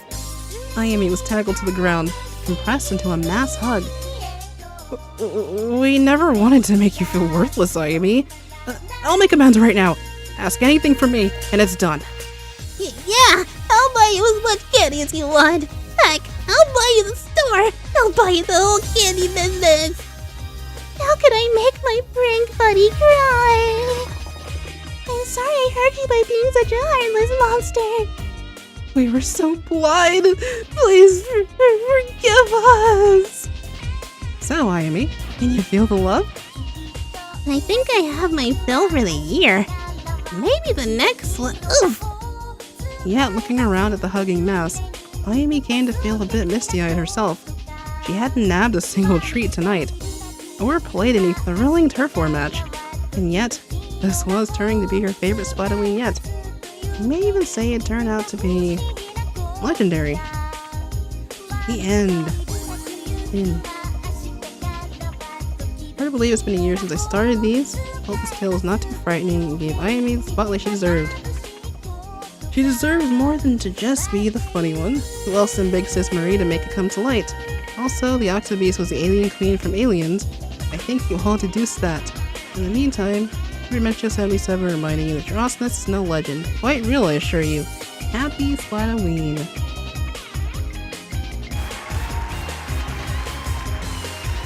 There we go.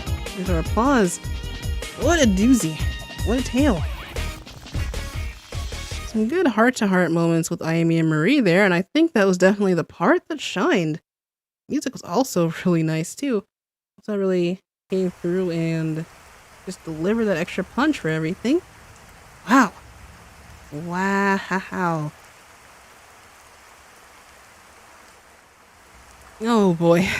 Ugh. Why? My. I think, in most requests, it's interesting, definitely on day one, to see Pearl and Ayumi together in a story, which is usually never really done, but for this time, I think, most time I've been Agent 4 in a request. She had a lot to say. Definitely, well received.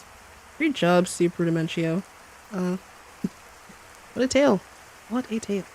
The chat is going crazy. Oh, it's going up so fast. Oh man, I can't wait to go back and read some of your reactions. It seems like you guys had a great time. Hope you all enjoyed. Sending love to Ayumi. Yellow hearts, love that. I'm now subscribed. Thank you, Max Gamer. Thank you, everyone who's chiming in. Oh, what a ride. Ooh. Glad you loved it. Ayumi and Marie, the story you needed. Splendid, thank you. Would be a great comic. Yeah, I can see it. Gotta love the dynamic, emotional, heartwarming. Yeah, thank you, chat. Also very positive and kind. Whoa.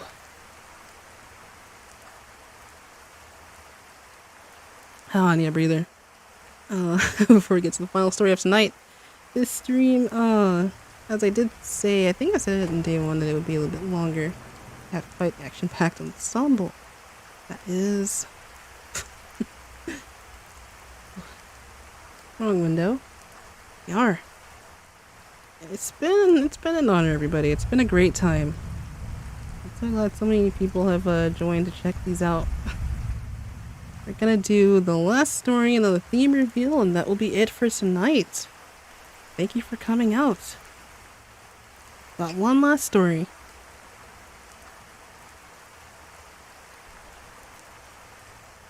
Time for a water break. One last hydration break of the night.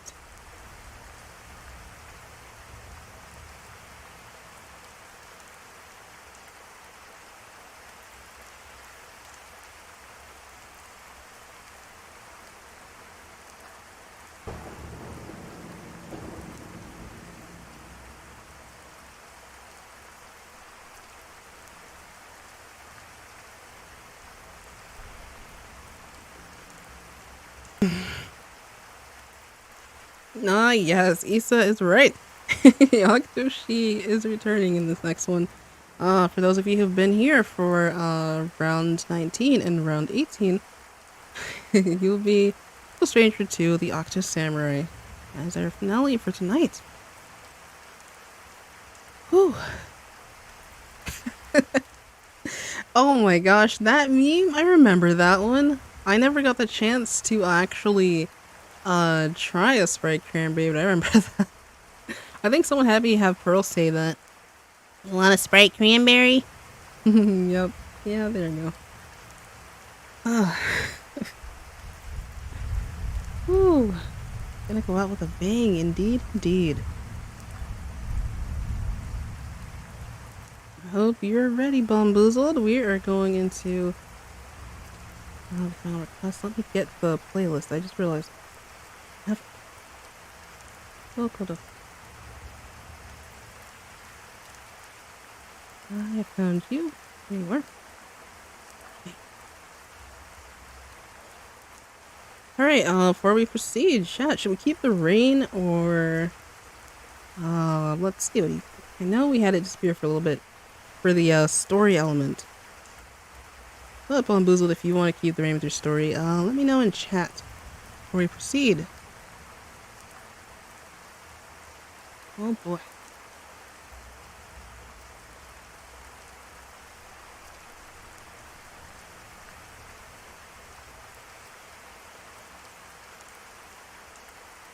Rain might interfere with the setting. Okay, we'll bring it back after. Oh, there are some people who want to keep it though, but yeah. I don't know. Truly, as request writer's request, what we can do instead is a nice fireplace setting. I know, I do prefer that. Let's see, how's the sound? Will it be loud enough? Can you guys hear it?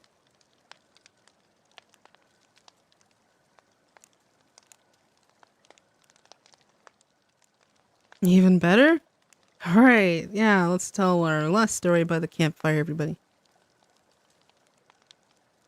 Okay.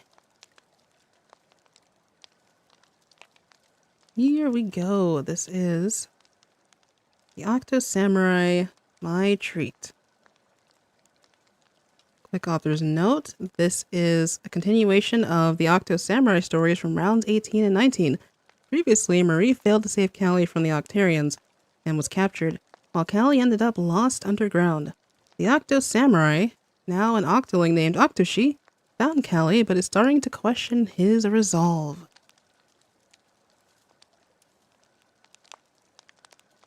Alright. Let's begin. The journey was finally over. Callie had been saved, or more accurately, captured, and taken back to Octo Canyon. She didn't even put up a fight, calmly agreeing to return when she saw that her savior was none other than the Octo Samurai. With the help of 2 additional pairs of hypnoshades, Octavio had both Squid sisters under his control. All in all, everything turned out quite well. So why did Octoshi feel so awful? There was one thing in particular that bugged the samurai. He learned a while ago that hypnoshades sedate their wearer's mental functions to a degree equal to the mind's resistance. In layman's terms, the more the mind is changed, the more stiff and robotic the wearer's actions are. Both Callie and Marie were members of the new Squidbeaks platoon, but while Octo Marie showed no emotion and had no interest outside of serving Octavio, Octo Callie was just as bubbly and friendly as the girl he saw perform at Octo Valley 2 years ago. Something wasn't right. He was distracted from his thoughts when his radio beeped.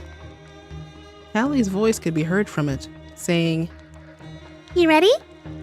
Octoshi replied, Yes, Callie-chan, I am on my way. In celebration of Callie's return, DJ Octavio organized a costume ball. They'd both decided to wear Pokemon costumes. Callie would be a Skitty, and Octoshi would be a Wailord. Their choice of Pokemon made Callie giggle and blush for some reason. Soon, Octoshi was standing outside Callie's dressing room. He wore a flowing blue and white kimono, a large straw hat, and blue fin-like sandals to emulate his character. He knocked on the door. When it opened, his legs nearly buckled.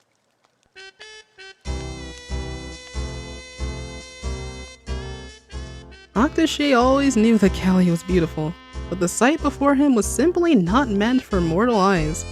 For her costume, Callie wore white silk gloves, a fluffy pink crop top sweater, a pink miniskirt, fluffy tan boots, painted on whiskers, and a fake cat tail and ears.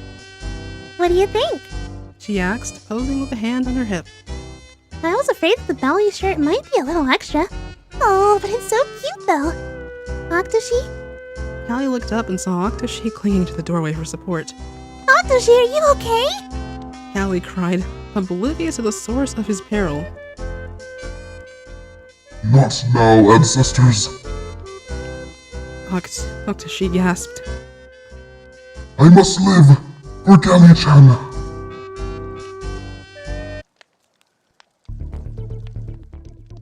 Yo, Sandman! So glad you can make it, homie!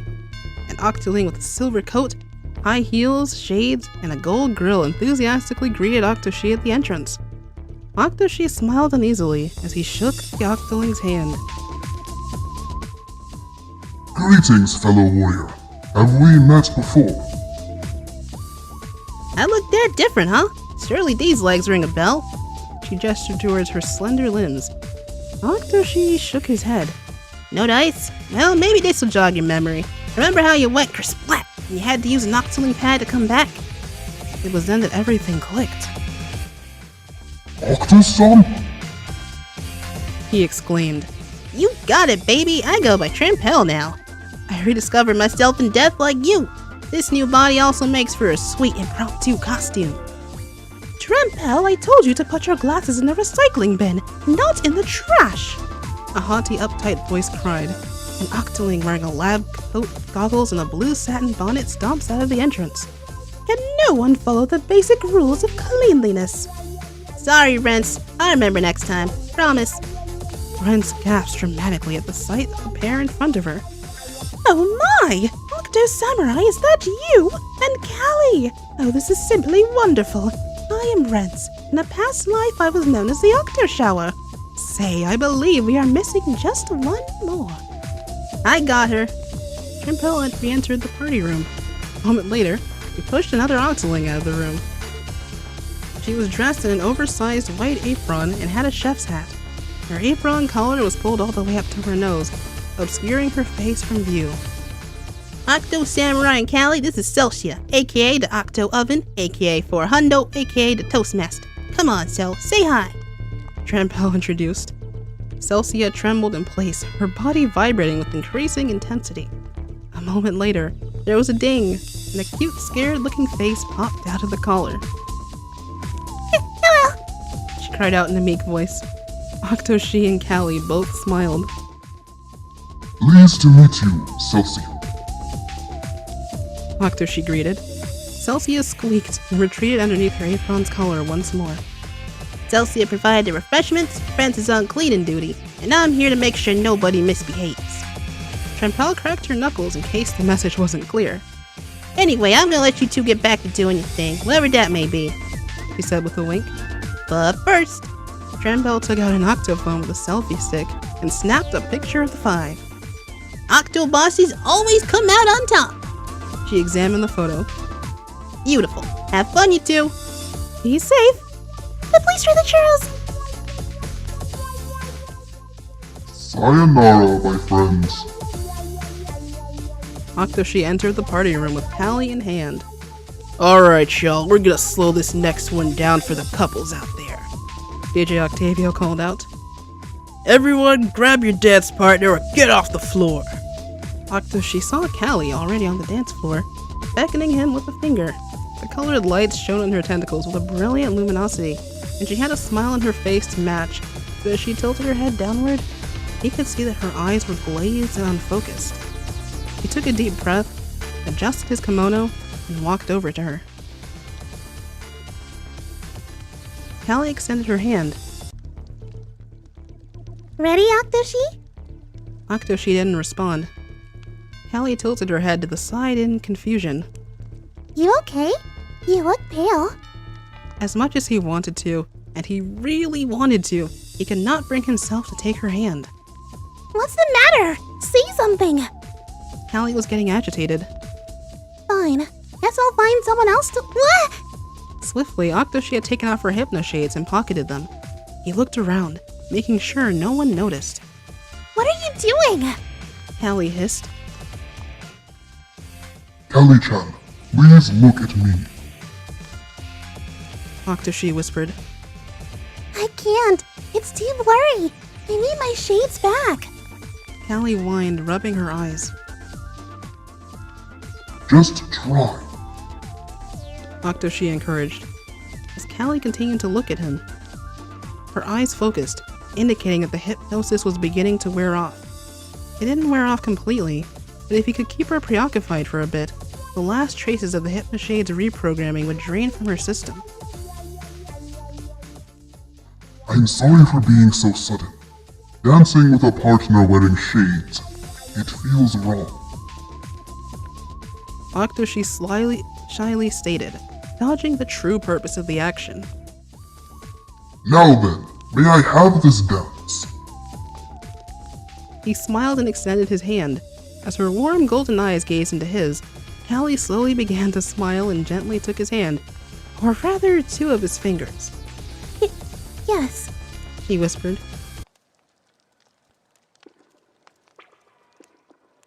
Octavio placed a slow, soothing track on the turntable, and the couples began to dance. With her hand still in his, Octoshi gently placed his other hand on her back and began to awkwardly sway to the music. Octoshi's shoulder was too high for her to comfortably rest her hand on, so she grasped one of the folds of his kimono. Callie tried not to laugh as she watched Octoshi nervously shuffle his feet to the rhythm.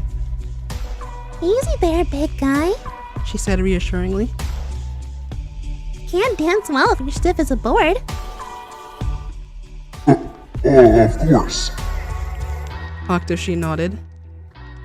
I must confess, I never danced before. All you do is step and sway, right? Not always. Callie said with a sly grin. Sometimes you can spice it up, like this. Suddenly, Callie spun around while holding onto Octoshi. Unfortunately, she forgot how heavy he was and ended up slipping and falling backwards, arms flailing. Whoa! Oh. At startling speed, Octoshi caught Callie just before she hit the ground. Sorry. Callie said with a sheepish grin. Octoshi gave Callie a stern look. A moment later, though, he sported the same cheeky grin she had before. Did you mean to do this? Octoshi spun her around. Eve! Callie squeaked. Yep, just like that. They both laughed as they alternately spun each other around, not caring how silly they might look to others. Eventually, it reached the point where Octoshi was simply holding Callie off the ground at arm's length and swinging her around him. Wow! Callie giggled and squealed in delight. Octoshi smiled as he savored the adorable image before his eyes. He never saw Callie this happy before, even when she performed for her adoring fans at Ingopolis. As the song came to a close, he gently placed Callie back on the ground and kissed the back of her hand, earning a blush from her. Thank you, Octoshi. You've made my decision to join the Octarians feel worth it. Callie was beaming. Octoshi felt a swell of pride in his chest, followed by an alarm. Heika told me you were captured, not that you joined us. Callie visibly panicked. That's what Octavio said. I mean, everyone gets captured and brainwashed by what they love, right? Octoshi narrowed his eyes. Seeing that her alibi wasn't working, she affectionately leaned into Octoshi, fluttering her eyelashes. You know, handsome, I never thanked you for saving me. Such a noble hero deserves a reward. Callie purred. Octoshi felt his cheeks burn, his jaw agape. Growling, he angrily slapped himself, bringing himself back to attention. Callie, tell me the truth. What happened? The Octo? The Octo Samurai demanded. Fine! Callie sighed. She angrily kicked at the ground. Of course he'd lie. I'm so stupid. After a few seconds, she calmed down and began to explain. When I first pitched the idea of starting the new Squid Beaks platoon with Marie, I thought we were going to be heroes, saving the world from the bad guys. It wasn't until after Agent 3 captured DJ Octavio that I took a closer look at the people I was fighting. Marie and I would occasionally visit Octo Valley to monitor the Octarians. The Octarians' home seemed so lively and colorful when they had stolen the great Zapfish. But when we reclaimed it, everything looked so hopeless. When Marie and Gramps weren't looking, I asked DJ Octavio what life without any Zapfish was like. And what I heard broke my heart. Without refrigeration, they only ate dried or preservative-heavy foods. Without light, they couldn't safely venture outdoors at night. Without AC, they had to sleep in thin sleeping bags so the heat doesn't choke them. Callie smiled sadly and shook her head. Trusting him was so foolish, and yet he was completely honest. He didn't even ask for my help. I willingly offered it to him. I broke the snow globe myself. I put the hypno shades on to block out any thoughts of leaving.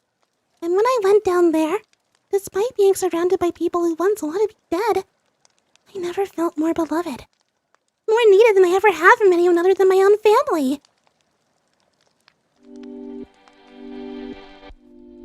Not even your own fans in Angopolis? The Octo Samurai asked.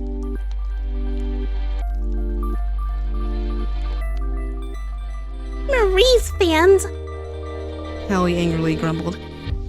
Not that she doesn't deserve them, She hastily corrected. but the Inklings already decided that Marie is the superior Squid sister. That's Splatfest law. The Inklings don't need me, but the Octarians do. Callie's lower lip quivered. Even with the hypno shades on, it wasn't easy. I tried to discreetly warn Marie to stay away, only to blow my cover. It didn't help that Marie brought another Inkling into the mess. The hypno shades were working overtime to keep me in line during the battle. Tears started to well up in Callie's eyes. And now I'll never have any friends, because Octavia wants the Octarians to think I'm still the enemy. Callie brushed the tears from her eyes and forced a smile. But none of that matters now. The Octarians won. And they deserve it. Octo, she felt that bittersweet feeling he first felt when Callie called him a hero, return with a vengeance. Timidly, he asks her,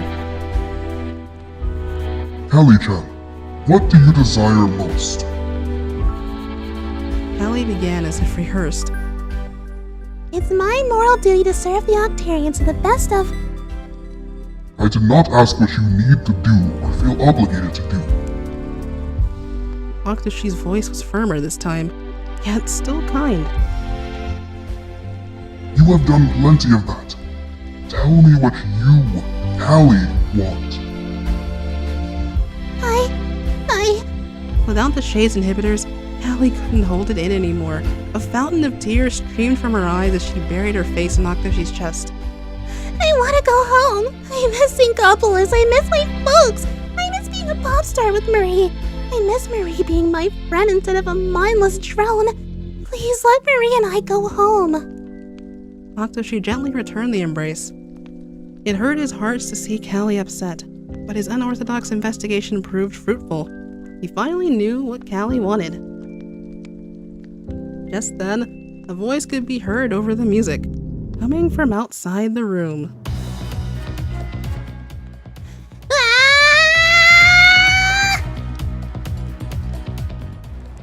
I sense an ominous presence from behind that door. Octoshi muttered sarcastically. Agent 4 screamed as she threw the door open. Everyone watched in awe as Agent 4 performed a spectacular leaping kick that caused her to soar across the room and collide feet first into Marie's face, breaking the hypno shades and sending her sprawling. You can't keep a good girl down. Now who wants to... Ouch! 4 grunted as every Octarian in the surrounding area dogpiled her. Sighing in annoyance, Octoshi reached into the pile and plucked Agent 4 out like a carrot. Unhand me! Earl! Callie! Agent 4 gasped, her harsh tone suddenly becoming adorably cheerful upon seeing Agent 1. I'm so glad you're okay. I'll just dispatch this bug and the three of us can book it. Suspended in air, she frantically pedaled her arms and legs to no avail. Callie giggled. It's nice to properly meet you, Agent 4. Likewise, sorry it took so long. I had to start all the way back at the first F1 HQ checkpoint after this jerk killed me. Callie glared at Octoshi and puffed out her cheeks, hands on hips. Octoshi glared back. Stones and glass houses, Callie-chan, but that no longer matters. Follow me. Octoshi called out to the Octarians, who just now realized that Agent 4 left the file. I shall deal with them alone. Slinging 4 and Marie over each of his shoulders, he left the room. Huh? Where are we going? Callie asked in concern, tailing him. After making sure no one was nearby, Octoshi pulled Callie's hypno chains out of his pocket and crushed them in his hand. I am doing what I should have done a long time ago, setting you free.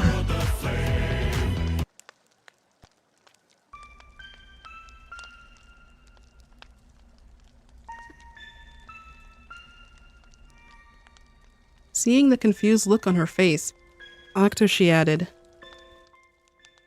Honor and prestige mean nothing if good people like you need to suffer for it. I shall grant you an opportunity to escape. Do not worry about me. My life is insignificant next to yours. Don't say that! Callie cried. If you won't be safe here, come with me. I promise you'll be happy in Inkopolis. She gave Octoshi the cutest puppy dog eye she could muster. Octoshi smiled, more relieved than he'd admit. To be honest, I'd love nothing more. Octoshi smiled. Callie displayed her iconic smile as she triumphantly fist-pumped. Yeah, let's go. If Callie likes you, then I suppose I can spare you my wrath. Agent 4 growled. But you better not try anything funny. I won't let any harm come to the Squid sisters. Thanks, Agent 4, groaned Marie, who now had a black eye on her face. After the group left, Trampel octoformed her way out of a crack in the ground behind them. She pulled out her radio, a murderous look on her face. D-Jot, this is Octo Stomp. Hostages are escaping. Permission to engage. She smiled maliciously. Roger that. She snapped her fingers, and Renz and Celsia stepped out of the room. Renz had a sloshing machine equipped, and Celsia, a squeezer. Trampel pulled a Kensa octobrush from behind her back and slammed her foot on the ground, the force causing cracks to spider web from underneath it. I told y'all, no misbehaving. The end. Woo!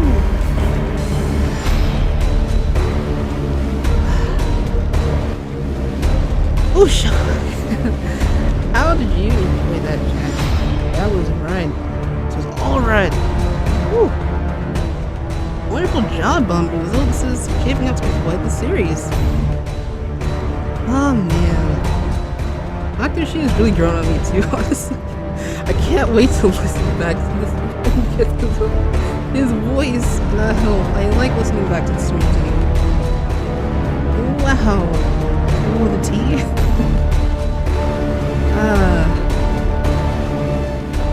Looks like Marie is saved too. These new characters, I thought it was really interesting, honestly, to see human versions of the Octo bosses. I thought that was a really cool idea. To be honest, I don't think that anyone has done that, so I'm supposed to be the first. That is pretty cool. Pretty cool. Bring back the rain.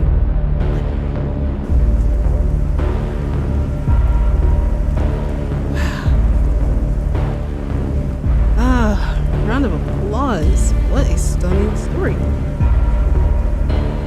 Octo Stomp versus Octoshi. Who will win? You did such a great job, Yume. Thank you, Bomboozled.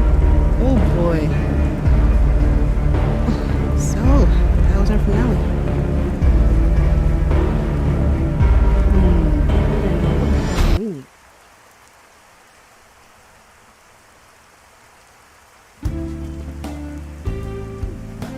here we are. Ooh, have a short rest.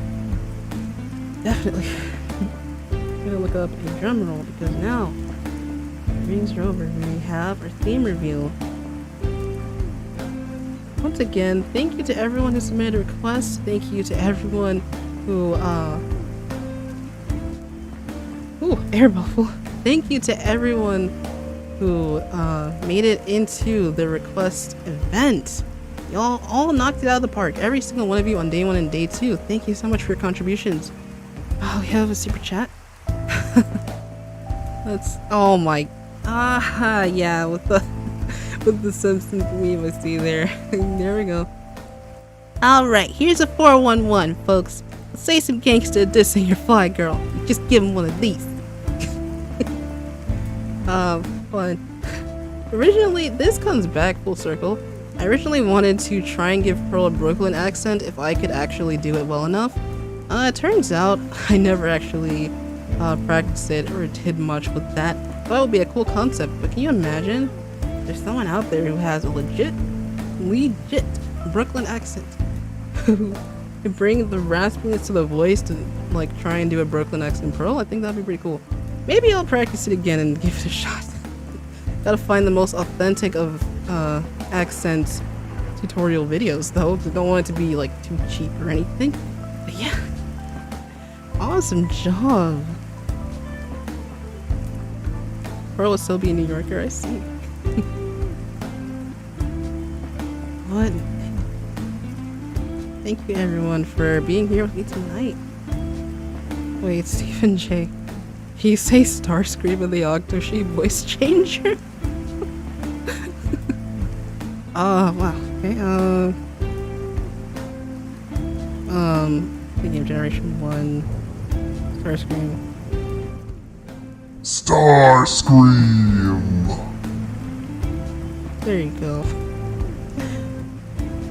Whew. Oh, Miku Hoshina. Welcome back. Glad you can catch that. It sounds interesting. Cool.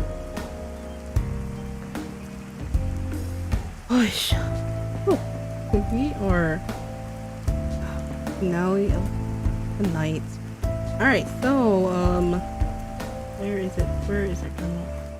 Y'all ready for the next theme reveal? This one's gonna have a special circumstance though. As you might already know. Darth Vader while playing Octo? That's wild. Thank you, Ray. Appreciate you. Is this good drum roll? Alrighty. Is it? It is? Hey.